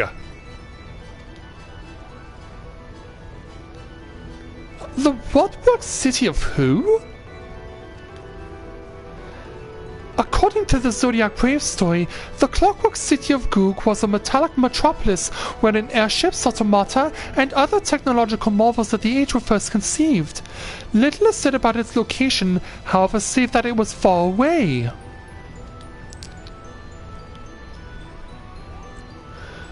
While the Durai papers do not say a great deal more, they do mention that the land upon which the legendary city was built was severely limited, an inconvenience forced its inhabitants to build up rather than out. Which led me to ask myself, what if the reason land was limited was because the land in question was an island? But that would still not explain the mission of the cataract. It is inconceivable that authors would neglect to mention so prominent a landmark had it existed. And then I found it, a lone passage regarding Goog's fall. While the particulars were missing, it appears the city was abandoned after an explosion left it half in ruin. I believe that this explosion may have undermined a portion of the seabed. It need only have been a small area at first, one that could have well gone unnoticed during the Exodus.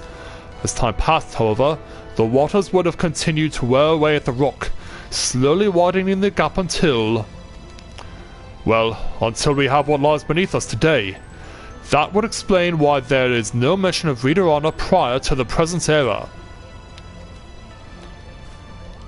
Come, Father, will you not tell them the rest? Of the possibility that we Garleans are descended in part from the displaced citizens of Goog? Is that even a valid statement?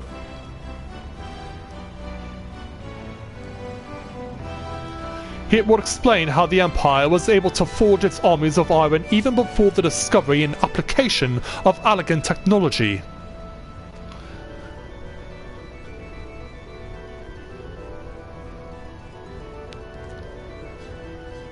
And it may also explain why the legend of Ivalice has resonated with our people of centuries, despite the fact that the Lost Kingdom was, as far as we can tell, in quite a different corner of the world.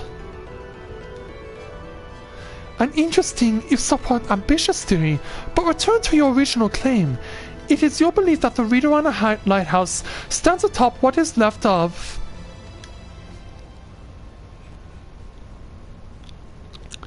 Yeah, while they're discussing it, Alma...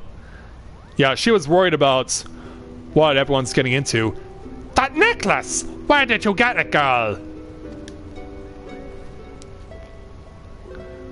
Yeah, why are you asking about it? It was my mother's. Your mother's? It was my late wife's most cherished possession. Why do you ask? Begamnon had a talisman he would wear beneath his jacket. He refused to take it off even when bathing. He said it was special.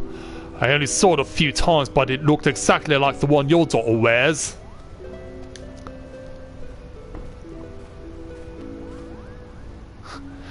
And what are you implying, Lizard?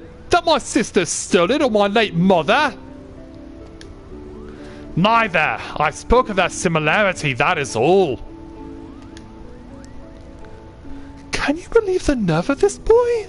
Exactly. Yeah, Mont Blanc nodding in agreement. Enough, Framza. Our guests are merely concerned for the well-being of their kin. But what of our kin?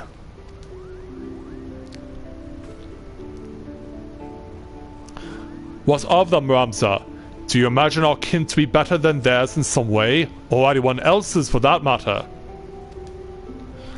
I apologize, Father.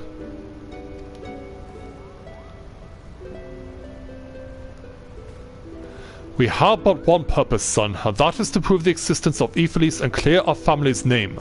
Do not allow anger or hate to lead you from that path. Now, we have a lost city to explore. Indeed, we do. And so now, at long last, after 90 long minutes, we finally now have access to the Ridorana Lighthouse, the new 24-man dungeon. And so now it's time for us to go suit up into Dragoon mode and get ready for what will unquestionably be one of the hardest things we will ever do in this game.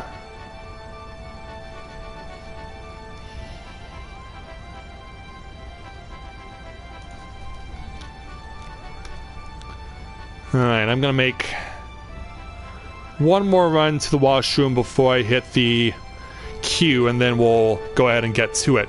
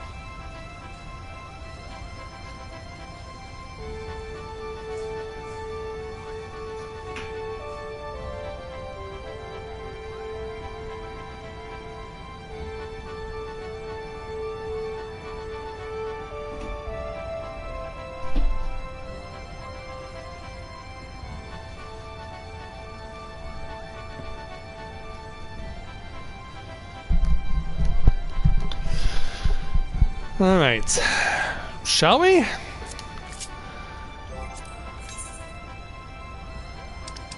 Scroll all the way over here and queue for the Ridorana Lighthouse. We'll see how long this takes for us to get the queue, but once we do, we'll be right at it. But yeah, to think it took us 90 minutes to get here. And what are you mad about there, Elizabeth?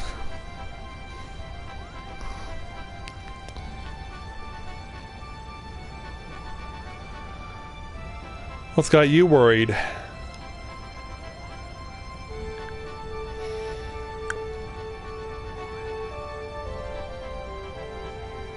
Oh. Went out of Haagen-Dazs or something?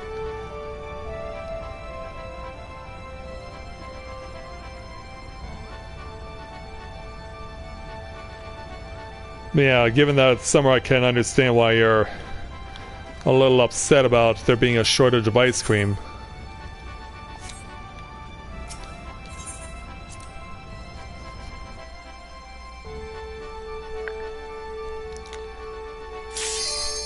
Oh well, that didn't take long. Yeah, they weren't kidding when they said 5 minutes. Let's hope all of our people show up. Just need 2 DPS. Just need 2 DPS. One more.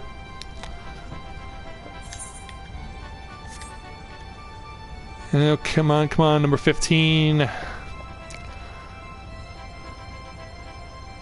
There we go. We're off and running.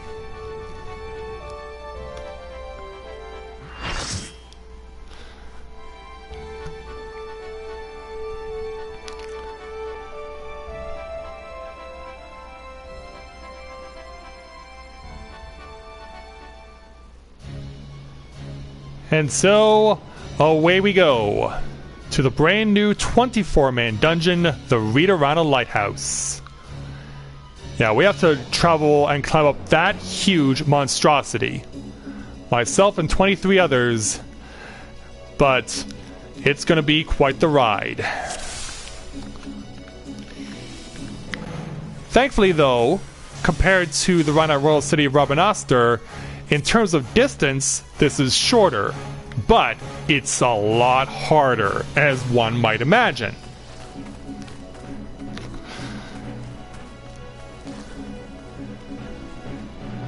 So yeah, we'll start with dealing with this guy, Famfrit, the Darkening Cloud, another one of the various characters that was part of the Esper's one that could obtain in Final Fantasy XII. All I'm hoping for this journey is something that never happened to me while I was practicing with Mathia, and that's getting a good group.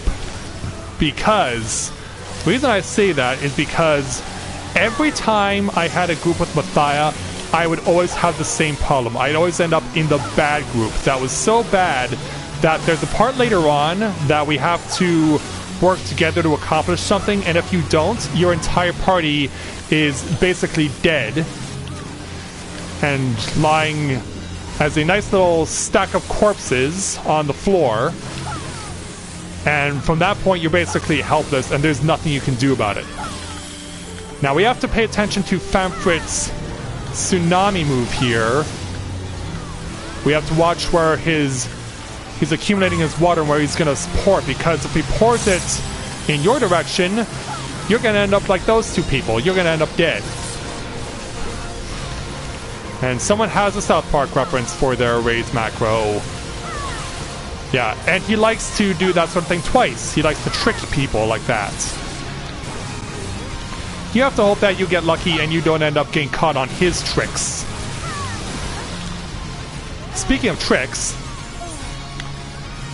yeah, looks like I've found the bad group again. Why do I always end up on the bad group?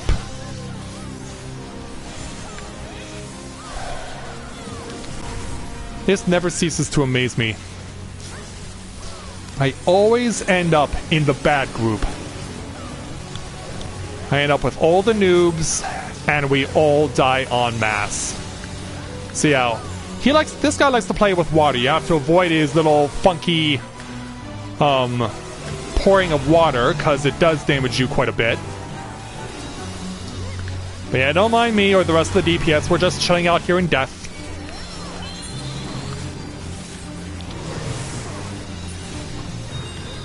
Oh, I may have timed this poorly.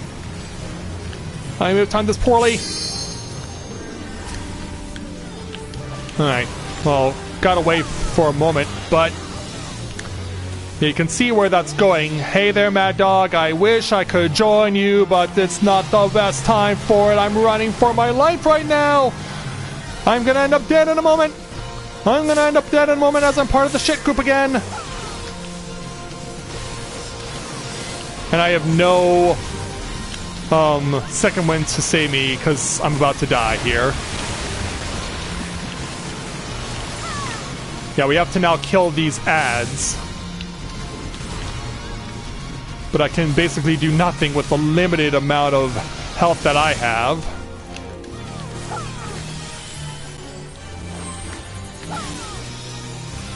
I mean, we can get close to killing this thing. If we're lucky...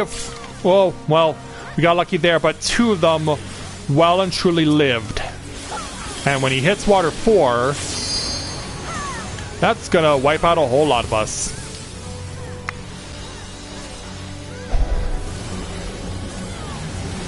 I said this was gonna be harder, did I not? And look, once again, in the shit group.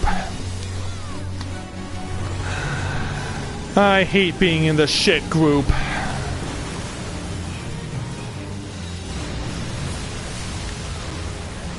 Because yeah, the other two groups, they're pretty much at full power, or as close to it as possible. And my group is... what can I say?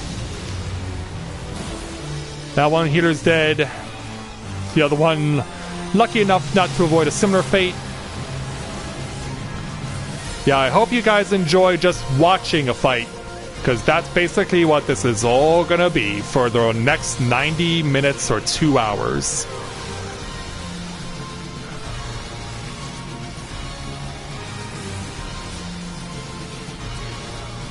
Oh, you mean all of us there, Setsuna? You mean all of us? So yeah, this is basically... if we make it to the end, this is basically the equivalent of the Mario Party meme. Luigi wins by doing absolutely nothing. And basically in this battle and in this dungeon, I am Luigi. Because I can accomplish nothing lying on my back, but neither can the rest of my party. Because I always draw the shit group. Ow, no! Oh, this is so awkward. Yeah, because I'm trying to not hit other people, but I have those 3 plumes of water flying at me. Oh, crap. I need to see what this is going. I can't tell. Oh, I guessed right. But... I guessed right. Oh no, it's not done chasing! It's not done chasing! It wasn't done chasing. I can only take solace in the fact that B group is also now suffering to a similar level as we are. Oh, that was convenient timing! That was convenient timing, yeah. I'll be 3 us right when the tsunami hits.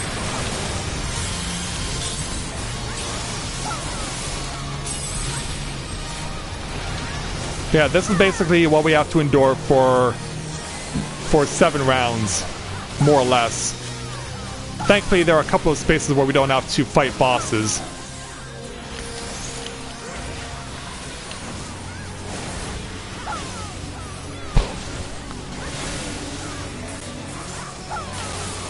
Yeah, now he's taking the eating Tide Pods.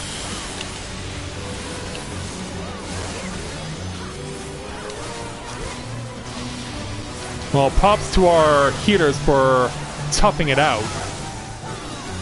But yeah, I guess I should apologize in advance for the pathetic display of skill you're going to see over the course of the remainder of this dungeon.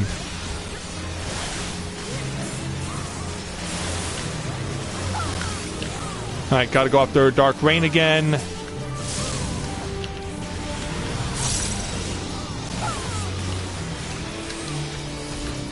Oh, why is no one helping me?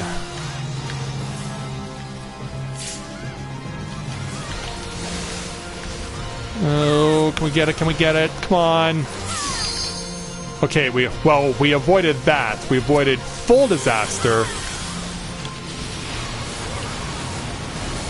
Doesn't mean we still can't take insane hits and crazy damage, though.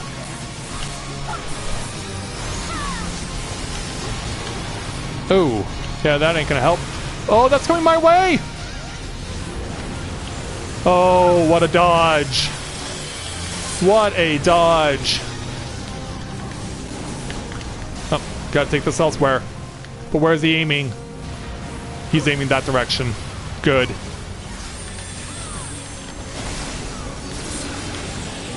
I mean, props to us for getting down to a quarter of his health. Well, he's gonna use that. Oh! That's a crap ton of AoE! That is a crap ton of AoE! But it looks like my party is finally starting to get the hang of this fight. Some more than others.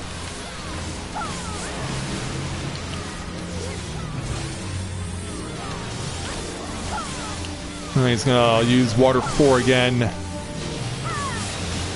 You know what? I'm actually surprised that they did not name the ability Watarya as they do in Final Fantasy XII, because Tier 4 spells are known with the JA suffix at the end. Oh, we're gonna have to run from crazy water spewing jars again in just a moment, I do believe. Looks like we have someone who wants to use no break now. As the... I guess I better take this away. I mean, we're down to 2%. But if I can just stay away from this crap. Launch in. There we go. Nearly 10 minutes later, we've got it. I think my... Actually, either of my classes could use that. That I have at level 70. But I got the Arc Knight belt, so yeah, that's fine. It is unmistakably no, it cannot be. You'd think that, wouldn't you, Elizabeth? You would think that, wouldn't you? I'm so glad I have practiced earlier with Mathia and have the clear on him. But like I said, so many shit groups. I've yet to be on a good group doing this. I must apologize to my healers. No, there's no need for that, Setsuna. If for no other reason than the fact that we're all looking bad right now. But at least we didn't wipe. At least we got through on the first try. In fact, you know what I should be doing? You know what I should be doing? I should chow down. A little snack.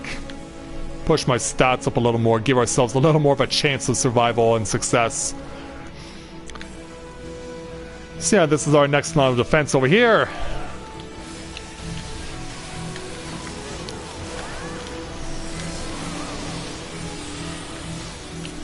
Now we have to deal with their crap.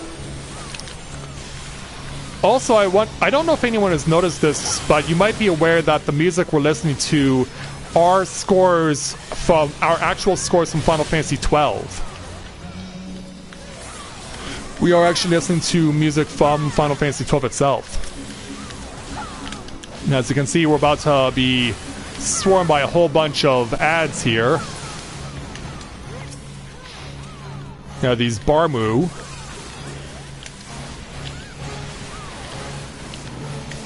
Oh. I mean, we can do some group attacks on them. Try and thin their numbers down a little, because there are a lot of them. That is one damn long list.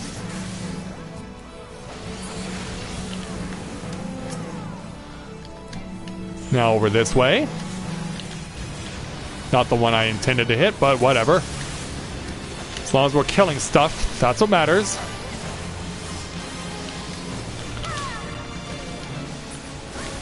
Almost got it down. And there we go. Path available.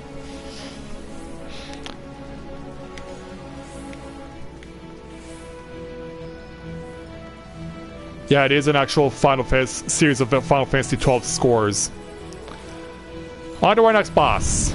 The very first Esper you get in Final Fantasy XII. Bellius. Thankfully, Bellius is a lot easier than Famfrit. I just need to remember how to do stuff.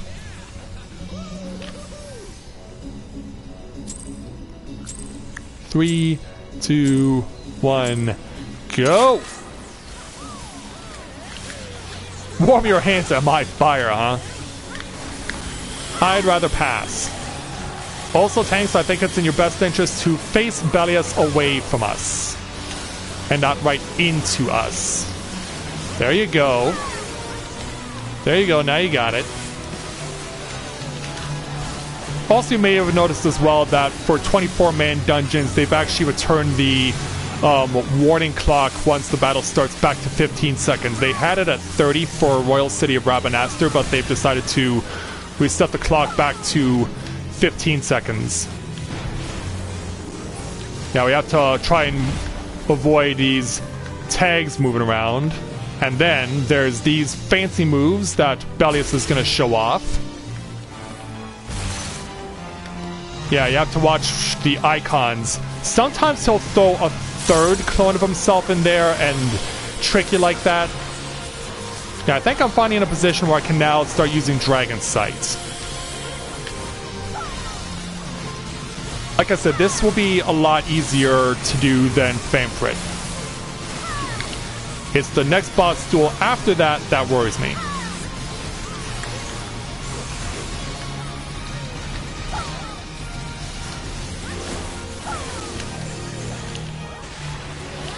Yeah, you can see a whole bunch of people are chained to these spikes. We can't damage the spikes, unfortunately.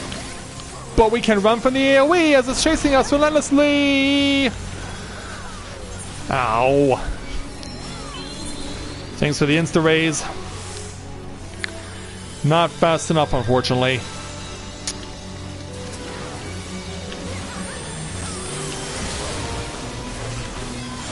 But you can see just how hard this is. I mean, even though this is relatively easier, now we have to deal with his friends.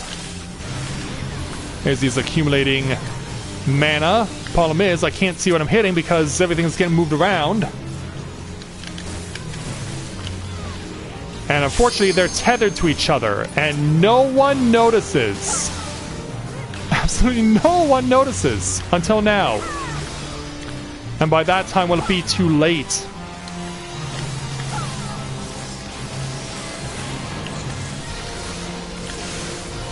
Gotta kill him, gotta kill him.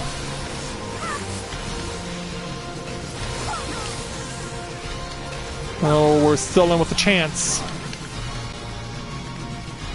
Okay, got it.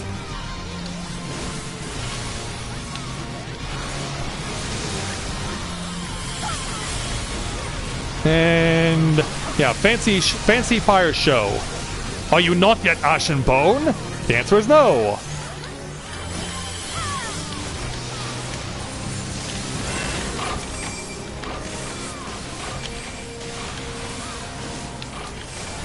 You know, trying to make sure we can keep track of everything here.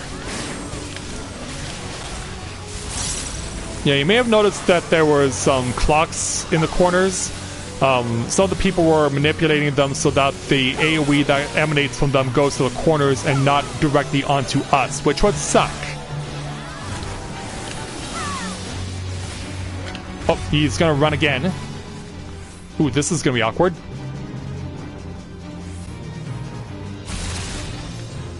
Alright, this should be safe. And it is.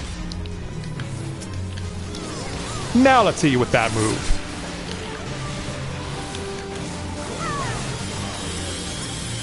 Alright, let's go.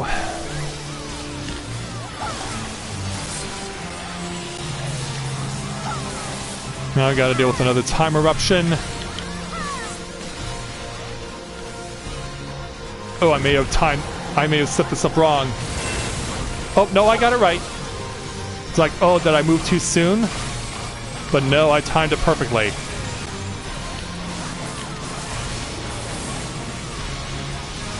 Let's use another Mirage Jump Dive. Another Gears Kogel Nastron combo. Yeah, it's just going to be intense. Okay, people are being tethered to stuff again. Just make sure you don't lock me into it. Oh, shit! Oh, that's definitely got me. There was no way I could avoid that. There was no way I could avoid that.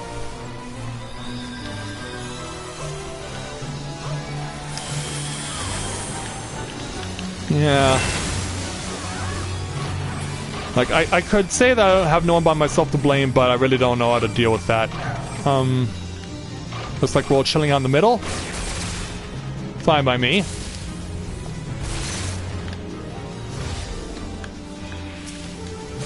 Yeah, you can already see we already have him down to a quarter of his health. Yeah, as I said, this is easier than Famfrit.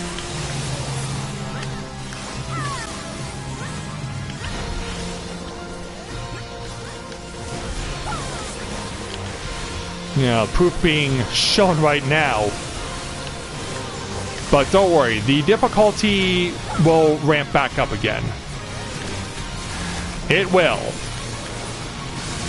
Especially on the penultimate boss. Oh boy. Go this way, I guess. Oh, our healers, no! Yeah, they got frozen. They got frozen out. Thankfully, none of them died. Thankfully, none of them died.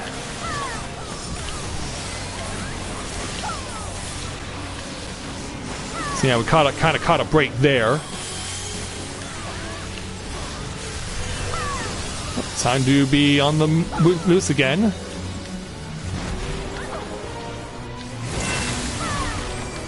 Good thing I have second wind. And I can save myself.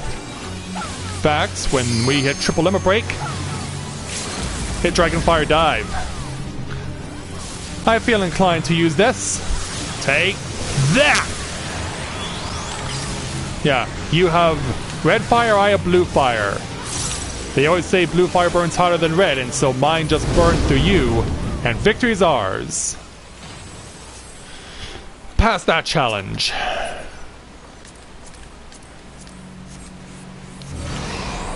So now it's time for us to go up another level. Yeah, look how high we're flying.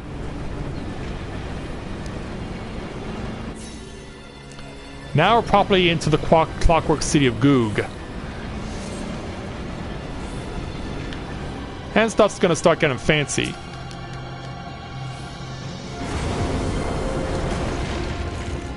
We have succeeded in clearing another path. No. Oh, thanks. Yeah. If you're wondering why that question is being asked, wait until we get to the next boss. This isn't them, though. But we will have to deal with a ton of ads.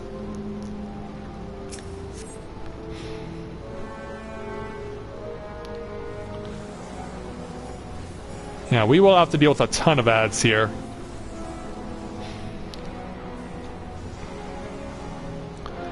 We want to make sure we can down them as fast as we can. Apparently I don't care what I hit first.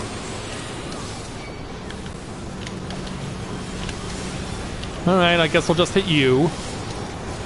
I wanted to hit the person in front of you. I wanted to hit the golem in front of you, but apparently I'm not going to be allowed to do that. But yeah, we want to try and take out as many of these golems as we possibly can before they go into their next mode and start getting activated. Yeah, you can see it's bedlam around here. Good thing I have Gears Kogel on standby. Yeah, you can see just how intense this is. And let's get the ones to the left. Yeah, all in all, these guys aren't all that bad. Nothing to truly worry about. But you may have noticed we're not done. There are more coming. Set them up in such a way that I can hit all three at once. There we go. Yeah, we're not finished with the iron golems yet. I still need to find my way to hitting what I want.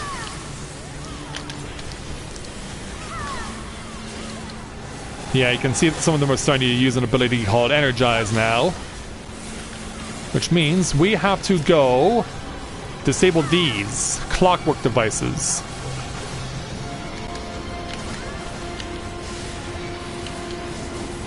But I wonder how many people are actually aware that we need to do this. Yeah, because I can see a lot of people have absolutely no clue. And as a result, our tanks just got their asses kicked. Yeah, you had a lot of people that had no idea what was going on. Which is now why I'm dead. Can't blame this one on me. You guys weren't attacking the clockwork devices. Anyway, they're all they won the fight and we're moving on.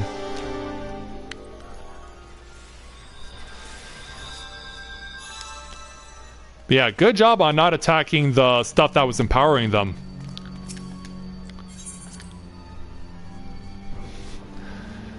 But now it's time for us to get an answer to that question we saw just a moment ago.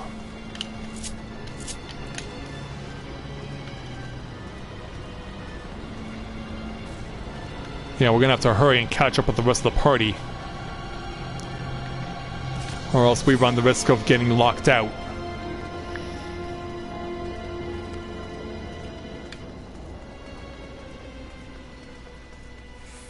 Well, thankfully we're gonna make it. And this is what we're fighting next. Time to see just how much my party is good or bad.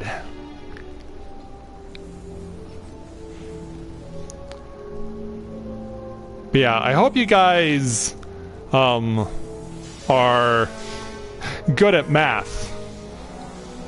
Because we're gonna need to see just how good we can be at math, because that's going to be involved in part of the fighting here.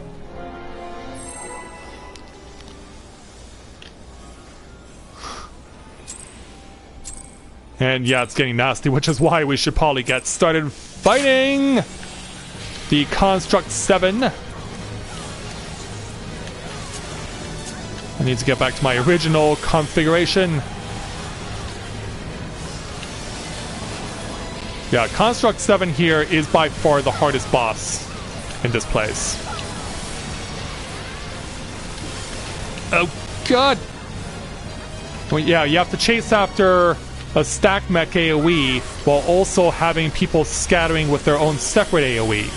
So, in that essence, it is kind of like Sri Lakshmi's battle.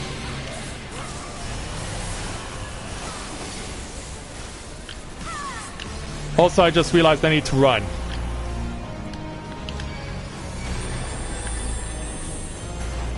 Yeah, I realized I needed to run because Pulverize attacks anything that's too close to the middle. I forgot about that.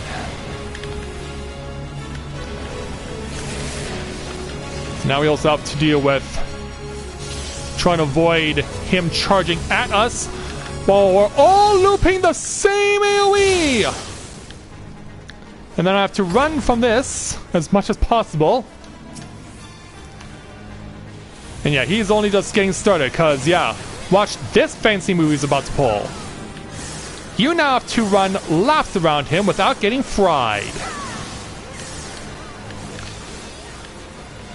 And that's probably his favorite move throughout the entire duration of this fight.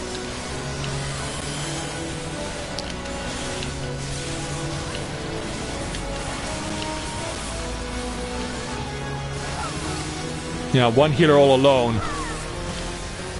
But yeah, here's where we have to start playing How Well Do You Know Math?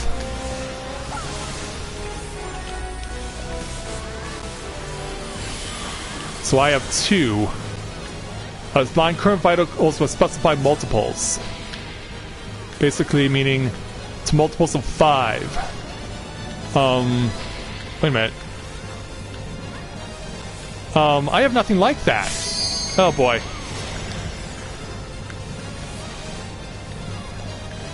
Divide by 3. I have nothing like that here. Yeah, like my points are 2. So yeah, that basically means I just kill myself. because, yeah, he says inaccuracy will be punished, which means I'm dead automatically. But yeah, I only had 2 points. He wanted me to multiple, but there was not enough to multiple with. So yeah, not surprisingly, most of our group in Group A failed. Which means we can also not save ourselves from what's about to happen next. Remember what I said about you being in a full stockpile of dead bodies? This is that happening right now.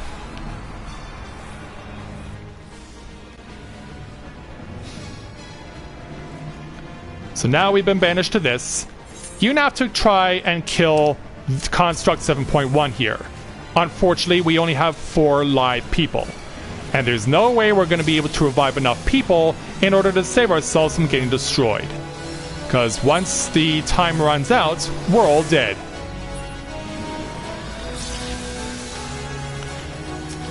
So yeah, let's begin our feeble attempts to try and save ourselves from certain imminent destruction.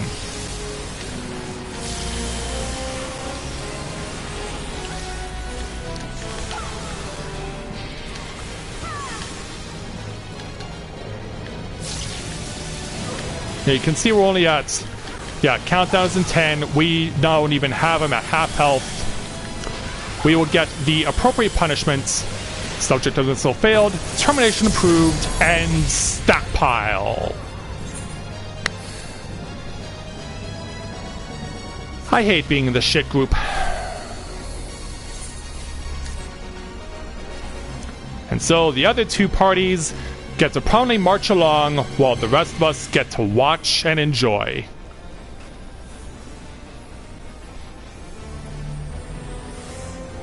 I always get the shit group. So this means we now get to watch, because Construct 7 is eventually going to do another round of math for us.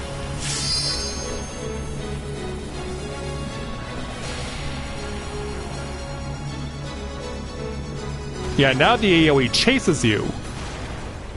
Plus he has that little number.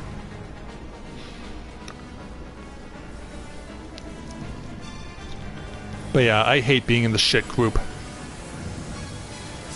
One day, the random number generator will smile upon me and say, yeah, you can be in one of the 2 groups and someone else can be in the shit group. So yeah, here's where he does math again. Increasing difficulty as if we didn't already have enough to worry about.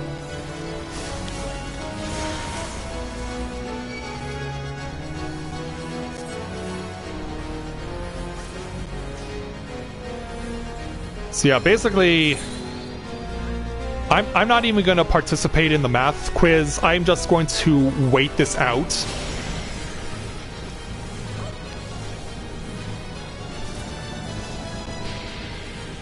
And then you have to divide by 4, but I really don't know what he's trying to get out of that. Alright, now I'll take my raise.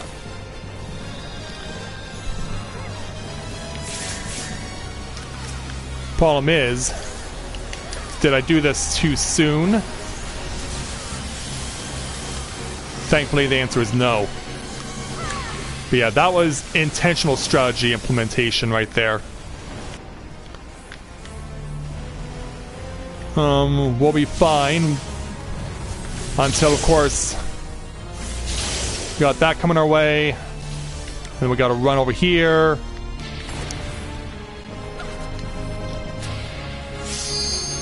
And now we gotta do laps around him. He's going left, he's going left.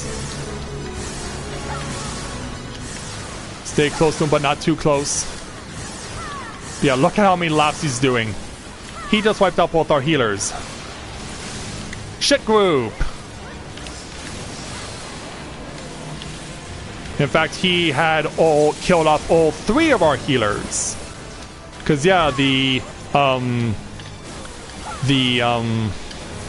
Summoner also serves as a backup healer. Which means... oh wow, that hardly did anything. I'm shocked by that. Problem is, we still can't save ourselves in case of things going wrong. Also, B doesn't have any of their healers either. What a pleasuring thought. And speaking of pleasuring thoughts! Yeah, there's no one around to save me from this. My death was imminent. At least we don't have to share the shame alone.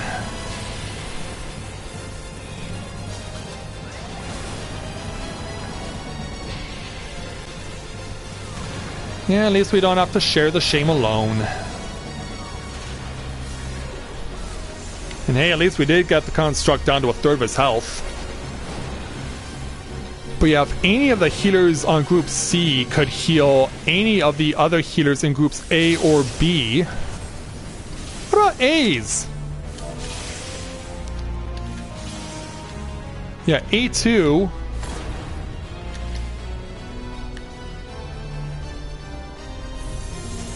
Uh-oh, he's gonna do laps.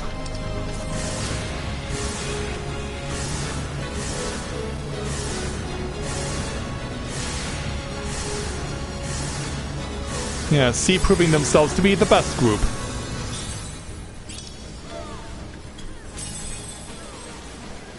Yeah, we need a raise also. We also need an LB3.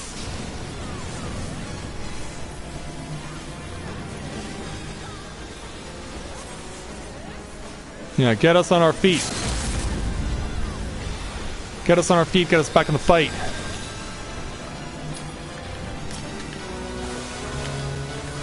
Alright, here we go. Now back on our feet. How much longer will it be before we all die again? Oh! Run! Run! Find the stack! Find the stack!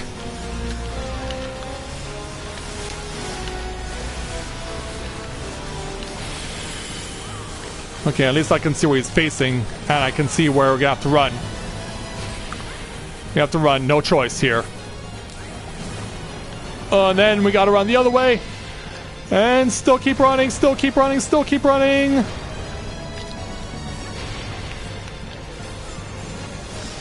Have a lot of love on me. Oh, he's gonna go again to... Yeah, I still saw you planning on going to the middle. Okay, what? I was not in your line of fire! Which means I'm dead again. That's such bull. That is such bull. And now I'm hiding over here in the corner where no one can get to me. Oh man, that was terrible luck. No kidding. Yeah, that's basically what this is all about. I did say we would be spending a lot of this journey just lying down on the sidelines, did I not? Oh, I love it when I can call it right.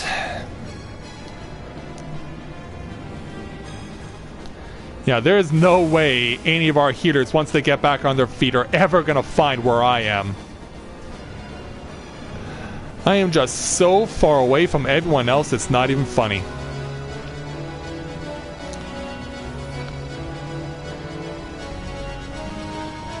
Yeah, there's no way the...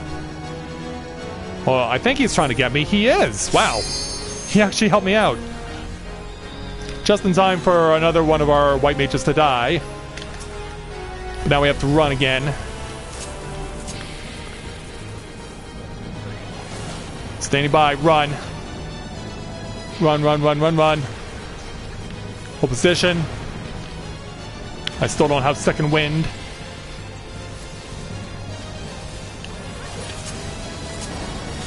Oh, where is he going now? Where is he going now? Alright, this is fine. This is not fine! This is not fine! This is not fine. At least he's almost dead. But yeah, that took out all of our DPS because there were so many targeted people stacked on one another. that our deaths were inevitable.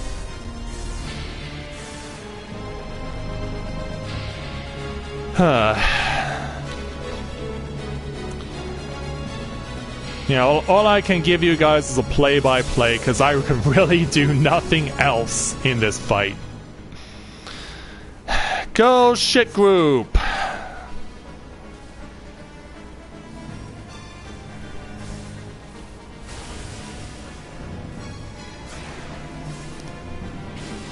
Anyway, they've got this. Let's just go back.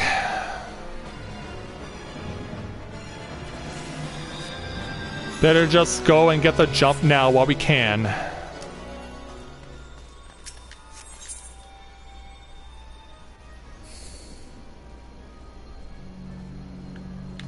Shall we be on our way?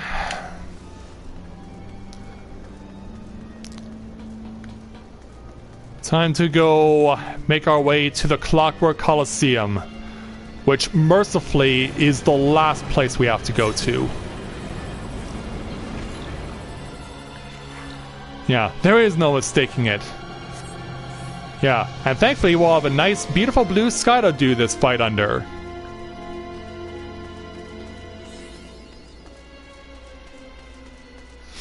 Yeah, we earned the achievement, but at what cost?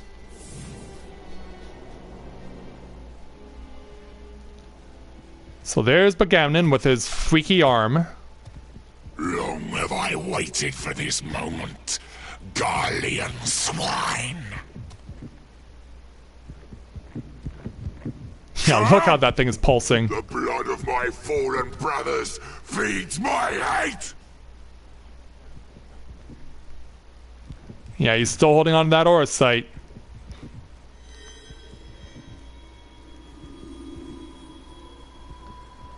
No point in taking a ready check, because I'm not in. I'm trying to enjoy this. Or, I try to enjoy this, if you can. But that is our final boss.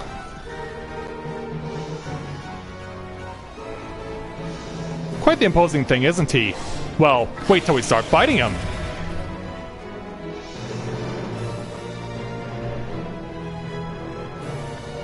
Yeah, not ready because I'm not in the battle yet.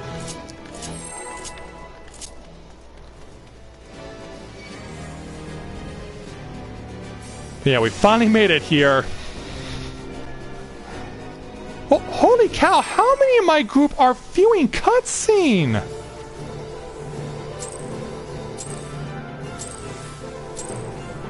Yeah, I'm guessing that's just a glitch. Empire is a cancer, and I am the barber's blade. Yeah, here we go. That is a weird glitch that all of my characters, all of my party members are labeled as viewing cutscene, when that's clearly not the case. Unless they really are all outside of the field of battle. Oh, run! Escape this! Yeah, just gonna try and dodge and weave as best we can here. But yeah, as you can see, they're all very much in the fight. Agony and sorrow! Yeah, Yasmat here, Bagamnon's new form, loves to do a lot of talking. Your suffering is not yet over. That is a weird glitch. It kind of makes up for the shit group we've had.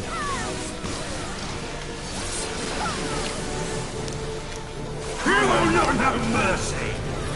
So now we have to start with a pick and choose situation here. I have positive ions around me, and I need to stay into the negative field. Escape this! All while still fighting and avoiding all the crap that's around here. Agony and sorrow! But yeah, you can see how little we're damaging the guy. Yeah, he only now has 5% of his health lost. Like a knife through butter! Yeah, this guy has an insane amount of health. Not only that, he's running away. Yeah, he likes to go on a bunny hop. For some ridiculous reason. And he crushed 2 of our teammates. Your suffering is not yet over. Yeah. 2 of our teammates got in his line of fire, and he made them pay.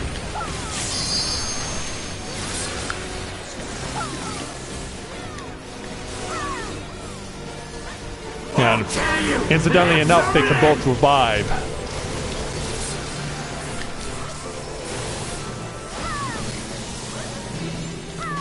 Escape this! Oh, run. Yeah, because that was stacked. That was stacked. Alright, return to back here.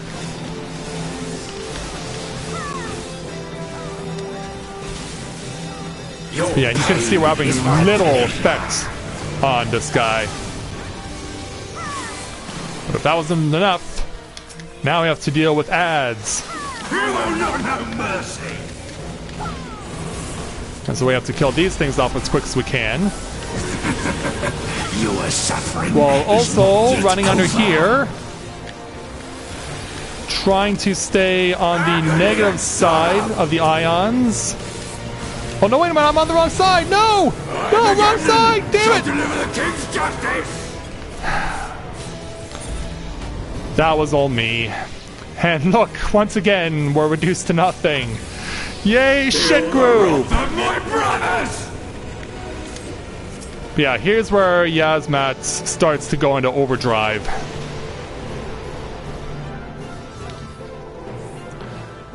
Because now, this is going to be getting close to the point where he summons ads, which is right now. We have to kill all 3 of these Archaeodemons in time, and if that wasn't enough, once they're all killed, his barrier will go down, and then we have to hit his heart, which, when we accomplish that, will actually cut his health in half. But, since we know our defeat is inevitable, what do you say we just leave these guys to suffer? Because we know our defeat is imminent. Because there's no way those 2 teams are going to be able to kill the 3 Archaeodemons and then try and break Yasmat's heart. Yeah, you can see 2 of them are still standing. Well, at least you'll get to see how this ends. When you fail. Scream louder! I want to remember this! How's that for absolute annihilation?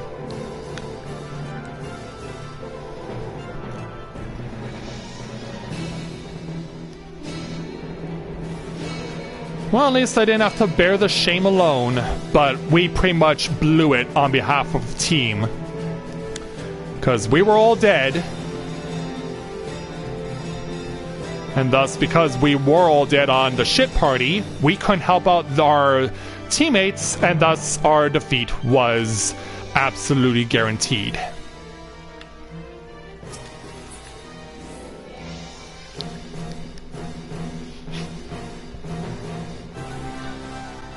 So yeah, let's go with our 8 people who are still considered viewing in cutscene, along with the other 16. I mean, it's a cool glitch, there's no doubt about it. Also, I should probably eat more food.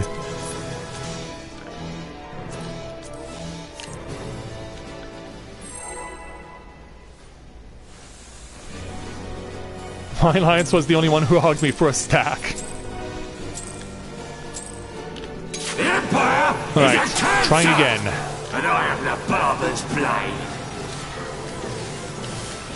Like, all told, it's not that bad of a fight if you know what you're doing. Unfortunately, still don't have all the kinks worked out on my end, and it doesn't help that my party is once again the shit group. Escape this! Oh! Yeah, I kind of pinned myself in a corner there. And one of our healers is already dead. Agony and sorrow. Yeah, like I said, one day the random number generator will smile on me and say, hey, we're gonna put you in the good group and we'll let someone else endure the pain and agony of being in the shit group.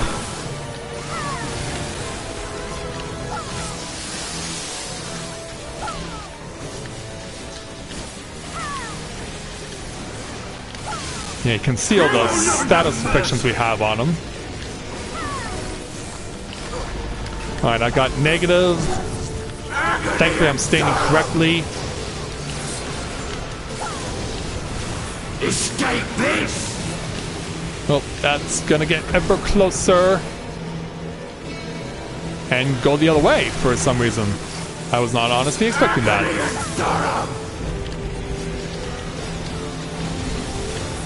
Okay, so that does what it needs to do. We're fine. Like a knife through butter! Now he's gonna start going on his bunny hopping expedition. Just don't get in his way.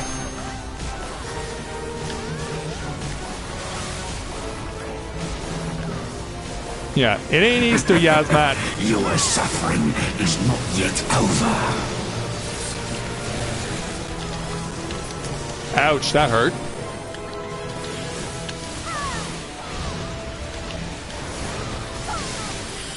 I'll tear you limb from limb! Watch out for that.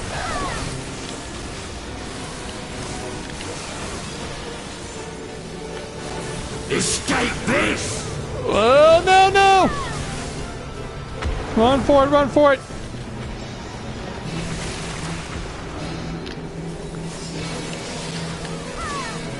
Well, at least we avoided it. Your pain is my Oh, you didn't know?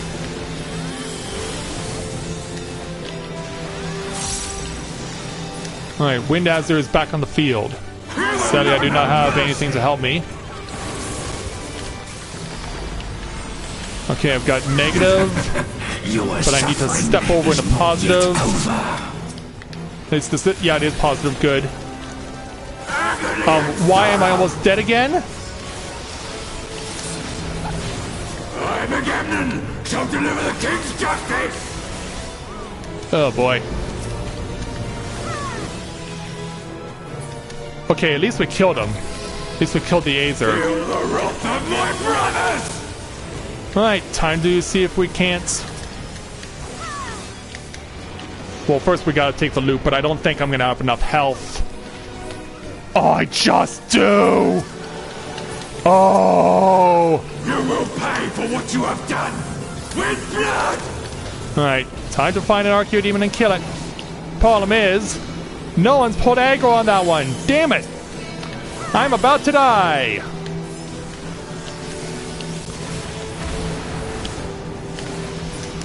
I can't see!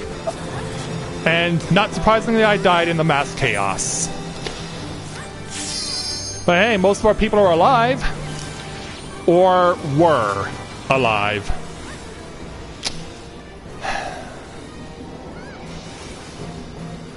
And yeah, 2 of them are still alive. Let's see how many times we fail.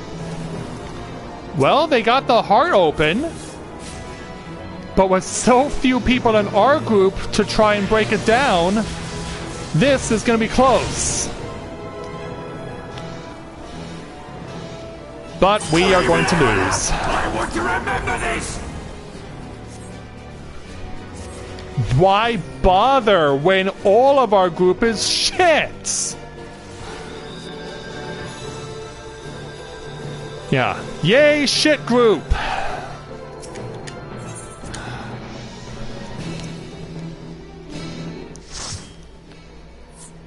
Yeah, not surprised to see people starting to drop.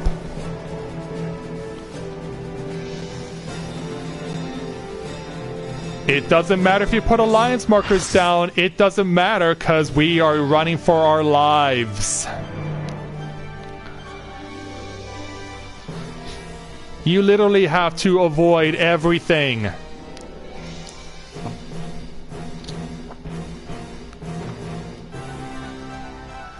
Yeah.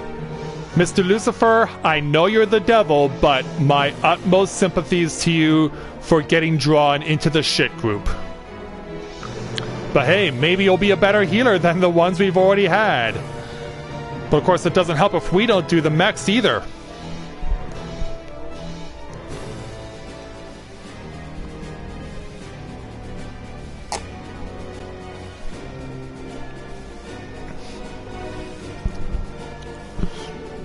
Also, why is C's other healer not picking himself up?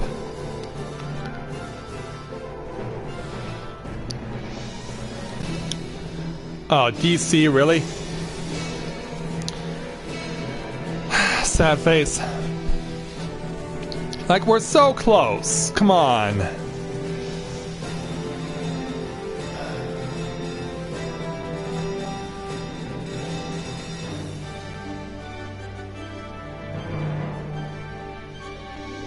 This isn't Needhog. No, it's not. It's no, it's worse.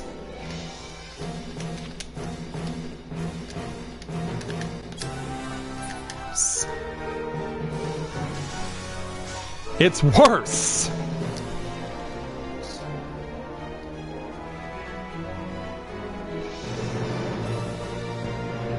But this is what you have to endure if you want to stand a chance. Not my fault I drew the shit group.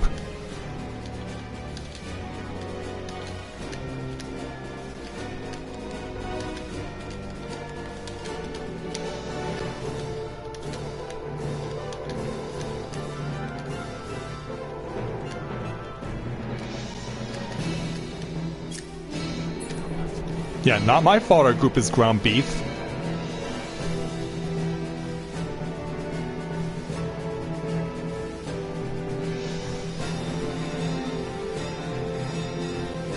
It's not a DPS, it's a healer. Yeah, oh wait, indeed.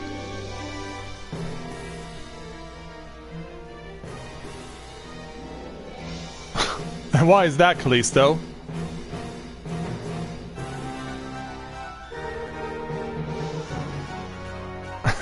My thoughts exactly.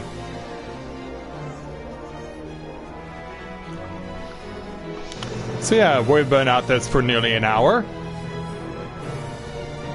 Elmo chicken dance? That's a thing? Oh. You can go through the rest of this hour before we got here and see for yourself. Once again, I had the ever wonderful fortune of drawing the shit group. Because all the time I tried to do this on Mathia for the previous week, the stupid random number generator ensured that I always got the shit group. And thus, we are the eternal saboteurs of this party. Don't bother setting this timer if they're not in.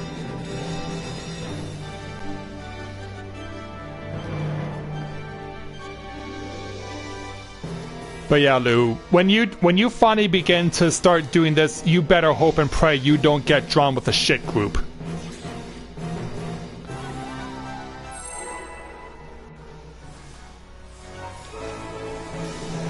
And the DC heater is finally back.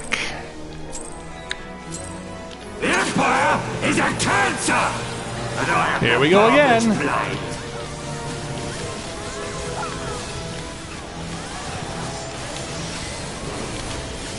Attempt number 3.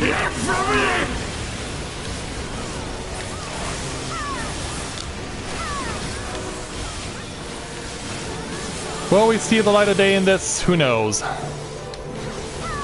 Escape this! Well, thankfully I'm to his back. Yeah, thankfully I'm smart enough to know to get behind him when he does that. I'm also shocked we didn't have instant deaths in our party. Agony and sorrow!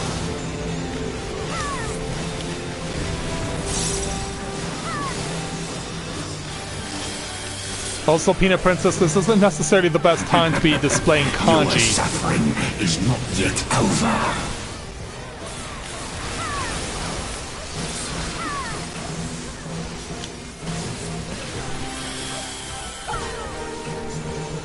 Hey Peter, welcome to the stream. Glad to have you with us. Oh, I know we won't have it. I know we won't be shown mercy. Okay, I've drawn positive ions. I need to go where the negatives are. Escape this! Make sure to stay out of the line of fire and the AoE. Agony and sorrow! Wrong button press. Come on. Yeah, leg sweep him.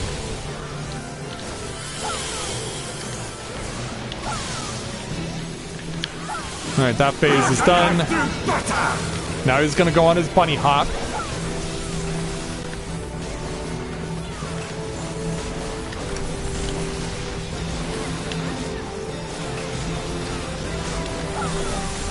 Hold still, yes, Matt. Your suffering is not yet over. One runs under. Hey, no one in our group actually took damage. What a concept! I'll tell you, live from limb! Alright, so avoid that danger. Escape this! Now run from black AoE again. While also making sure we don't end up in his line of fire.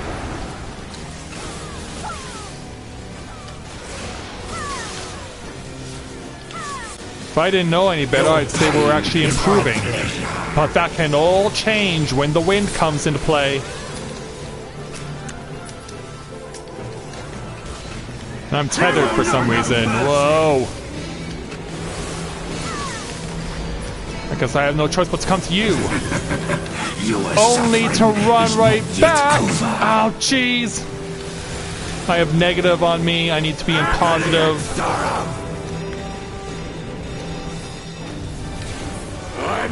Okay, oh, I can attack you from here. Good. Good.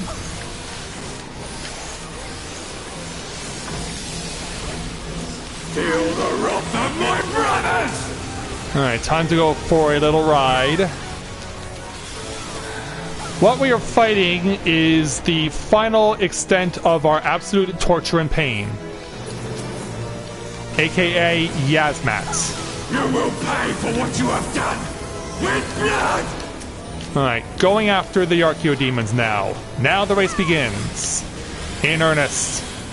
Problem is...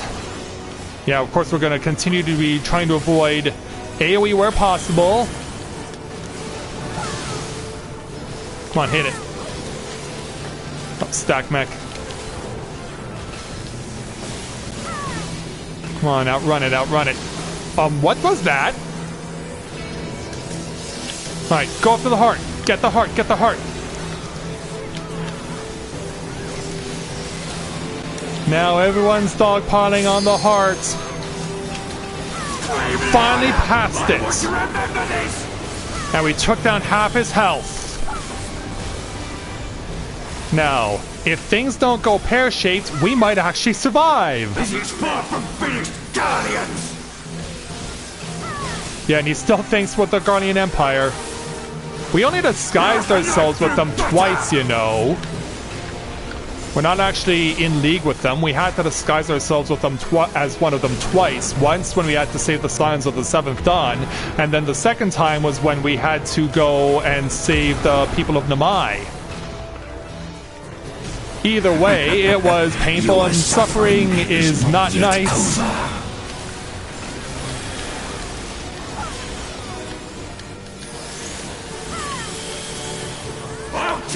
Right. Yeah, full power on the life surge. Alright, time to go and choose a side again. Alright, I have positive ions on me. I need to run over to the negative side.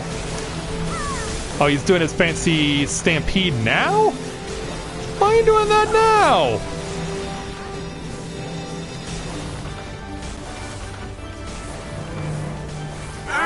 Also, what am I getting hit by?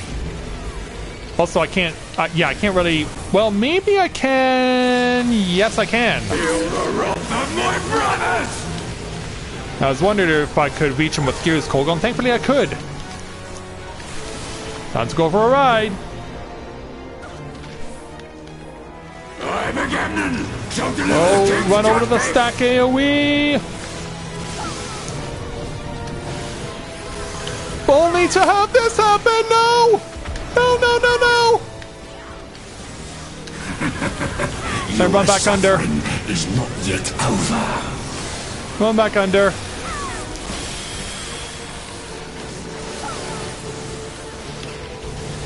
I might be somewhat crazily inclined to use Limit Break.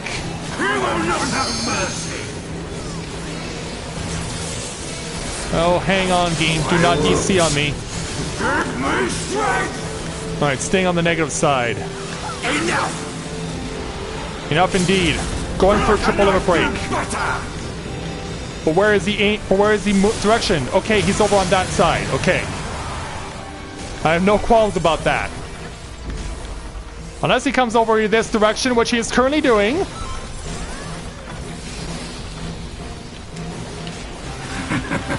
Your suffering is not yet Well, now over. we're starting to lose people, but... Oh, it includes both our healers! Oh, crap! But it doesn't matter! After more than an hour of being in one of the worst groups I've ever been in, we won the fight!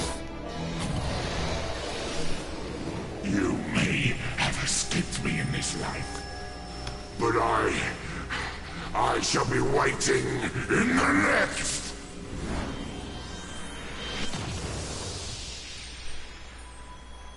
There. Shattered. Down to the ground goes the Aura's sight, and victory is finally ours. We even get the Final Fantasy XII version of the victory fanfare to go with it. And this 24-man nightmare is finally done. Once again, having to deal with the indignity of being drawn into the shit group. But nonetheless, we finally prevailed. That was the worst. Like, that was actually worse than anything I had with Mathia. I'm not kidding. Like, the only person I want to give a commendation to is the healer who jumped in at the last minute. That's the only person who I want to give a commendation to, because no one else in this group deserves a commendation. It was that bad. But now we can finally put this nightmare behind us.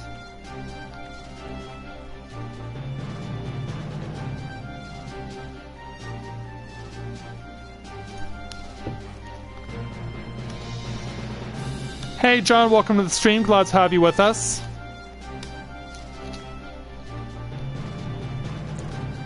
Yeah, I'm gonna have audio to work on when this is all over.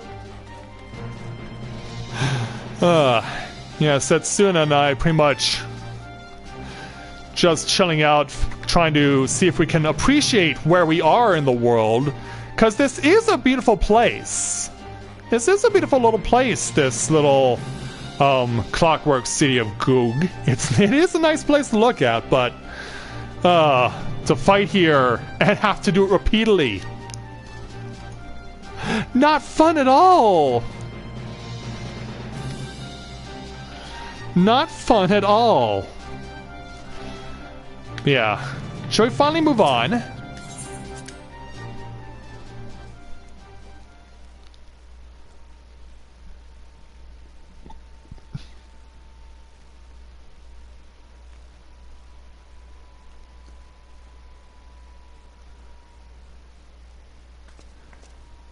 So now that we've finished, yeah, we're staring intently at the aura site. Like, Corinne, whatever you do, don't pick it up yourself. No, what are you doing? Why are we holding on to this? You know what it did to Bagamnon.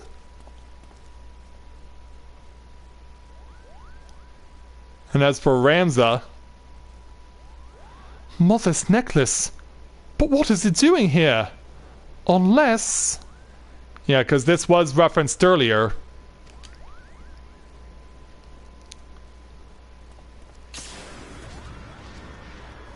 Ah, man. Yeah, he tried to make a touch and it turns out it was a bad touch. Yeah, Mont Blanc decided to come along and all he's gonna do is freak out.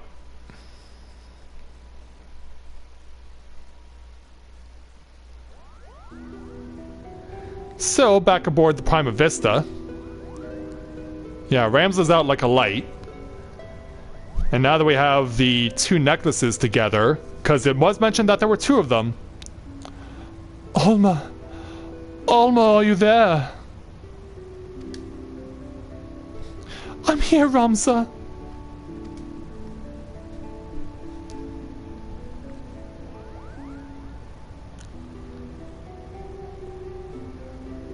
Extraordinary. The stones are different, but the craftsmanship is identical. However did it come to be in Mogamnon's possession? Though they are indeed of a different shape, the stones appear to be cut from the same crystal. Oh, they are! Auracite! Auracite? And what makes you say that? Can you feel it? You can feel it, can't you, Hurdy? Yeah, apparently Hurdy's still with us.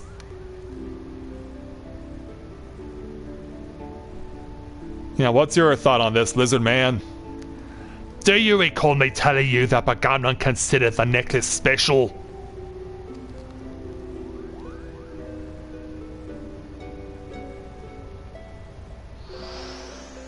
Yeah, flashback. It was special because it was entrusted to him by Prince Rasla. He was to return it to Princess Ashalia upon delivering her harness from Novaura Fortress.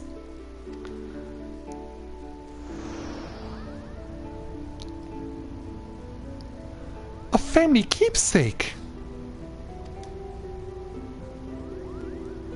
Of course, and each necklace, each Auracite, has acted as a lodestone, drawing both of our parties closer and closer to Ivalice. Indeed, Father, the Auracites guide us. What are you doing getting up so fast, Ramza? You've been out like a light for a while. Ramza, are you recovered?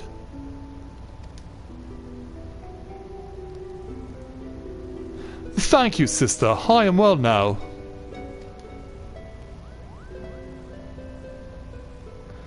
From what we know of the Tuma and the Osias, vestiges of one's will may endure in an Auracite. Could it be then that the desire of the former owner, or creator, of these necklaces was simply to return to Ivalice? But who could have that been? Yeah, who could that have been indeed?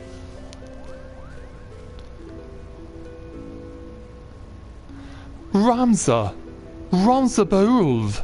He wanted people to return to his homeland and uncover the truth behind the kingdom's founding.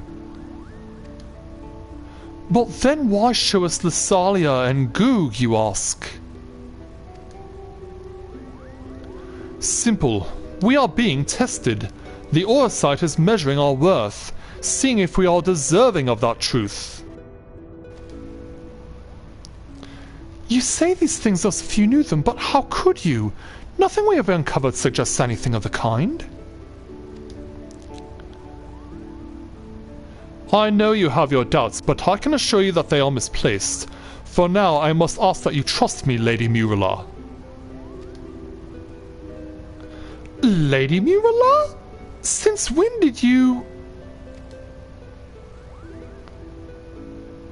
Ramza, are you feeling quite yourself?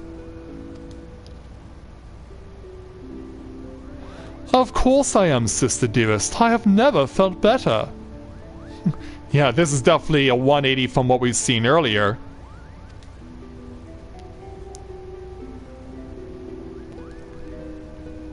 Yeah, even Mont Blanc is confused. I sense a disturbance in the ether. And it's affecting Ramza, apparently. Father, these necklaces are gifts. Gifts from the old gods who once watched over the Evilesians. It is proof we have their blessing. With the necklaces and the Otius, we can finally prove...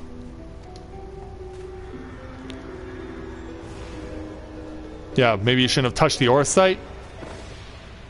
You okay?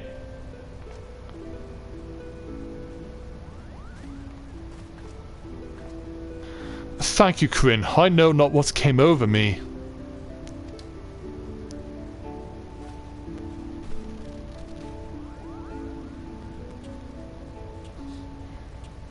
Yeah, weird indeed. Yeah, Alma gonna go take care of him right now. Yeah, Corinne with a worried look on her face too. Ramza, you must rest.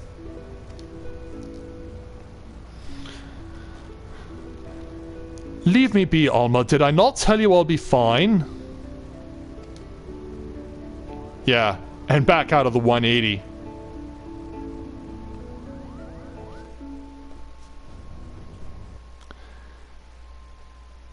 And so on that note, it's time for us to finally leave the Prima Vista and get ready to close this second part of the story with the Lexentale family and the Prima Vista. Exactly, Elizabeth. Exactly.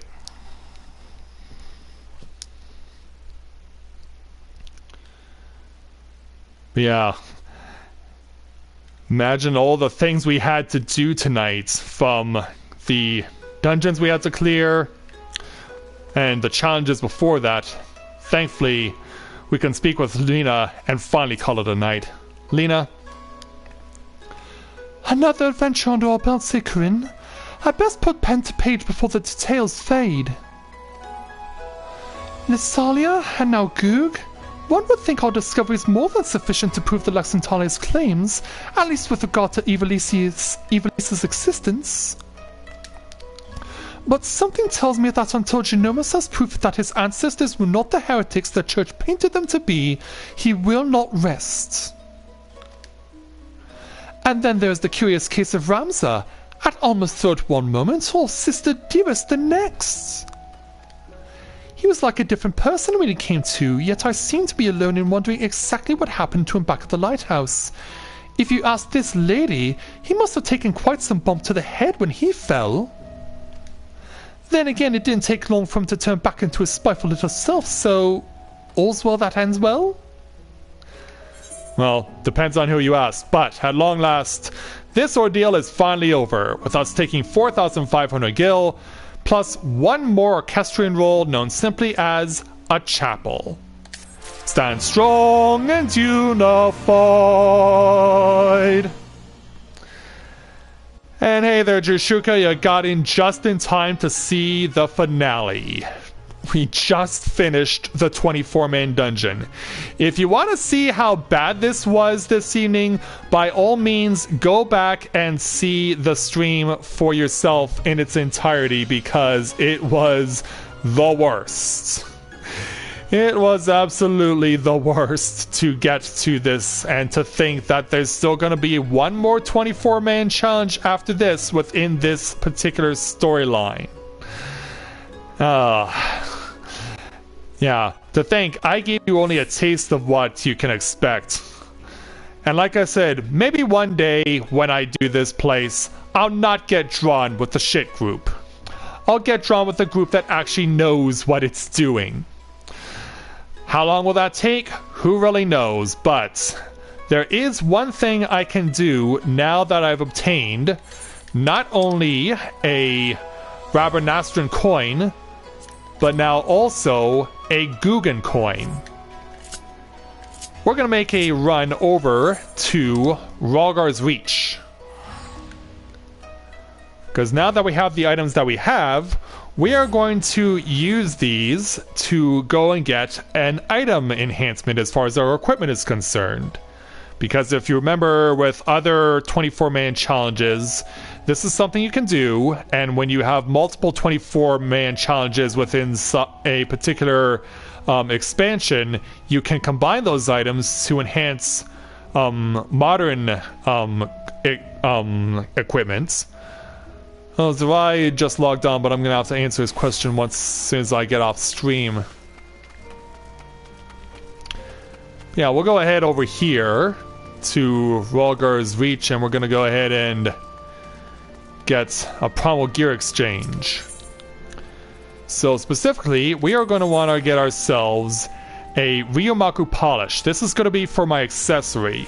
The reason I'm choosing the polish over the weave, which enhances my armor, is because of the fact that I'll be able to get a proper 360 ring in terms of item level once I get this particular ring enhanced that I've been wearing this whole time. Yeah, this one. So I'm going to retrieve my materia first, or at least try to. Sadly I couldn't, but it doesn't matter. We can always get another one. So we're going to go ahead over here to Ebolaf. And we are going to enhance my Ring of Slaying and turn it into a Dai Ryumaku Ring of Slaying. So... oh, yeah, I guess that's a good idea if I unequip this thing first. Yeah, that might be a good idea. So our ring's down here. Here's the polish. Now we have a better ring. Then we'll go ahead and take it over here to get another piece of materia attached to it. I will be using the same one, critical hit materia. Where's our melder? Here you are. So, ring, and we'll go ahead and put a critical hit 6 on it. And so I can put this back on. And so once I get enough tomestones for getting another Ryumaku Ring of Slaying, I can get that. Sadly, I am 4 tomestones short because I'm maxed out for this week. But that's okay, because bright and early tomorrow morning I can do a trial roulette, get a brand new Ryumaku Ring of Slaying, and have item level 361. So yeah, that is it for this crazy ordeal, which is why I started it a little earlier than usual, because I knew this was going to take a while, and boy did it ever. I'm glad that we can be able to show you this stuff, and like I said, maybe one day when I do the Ridorana Lighthouse again, I won't get drawn with a shit group, and I can show you guys a proper run of the place. But that is going to do it for tonight's edition of Let's Play Final Fantasy XIV Stormblood Live. I'll be right back here with you guys again tomorrow night as I do my rounds again. And that is going to include me, once again, doing the Ridorana Lighthouse. Because, of course, I have to start improving the rest of my equipment now, right? So that means more pain and suffering, unless I get drawn into a good group. You'll have to wait till tomorrow to find out, and I hope to see you all then. So, thank you very much everyone for watching, and until next time everyone, this is Matthew with Novaura Autism, saying take care, and I'll see you soon.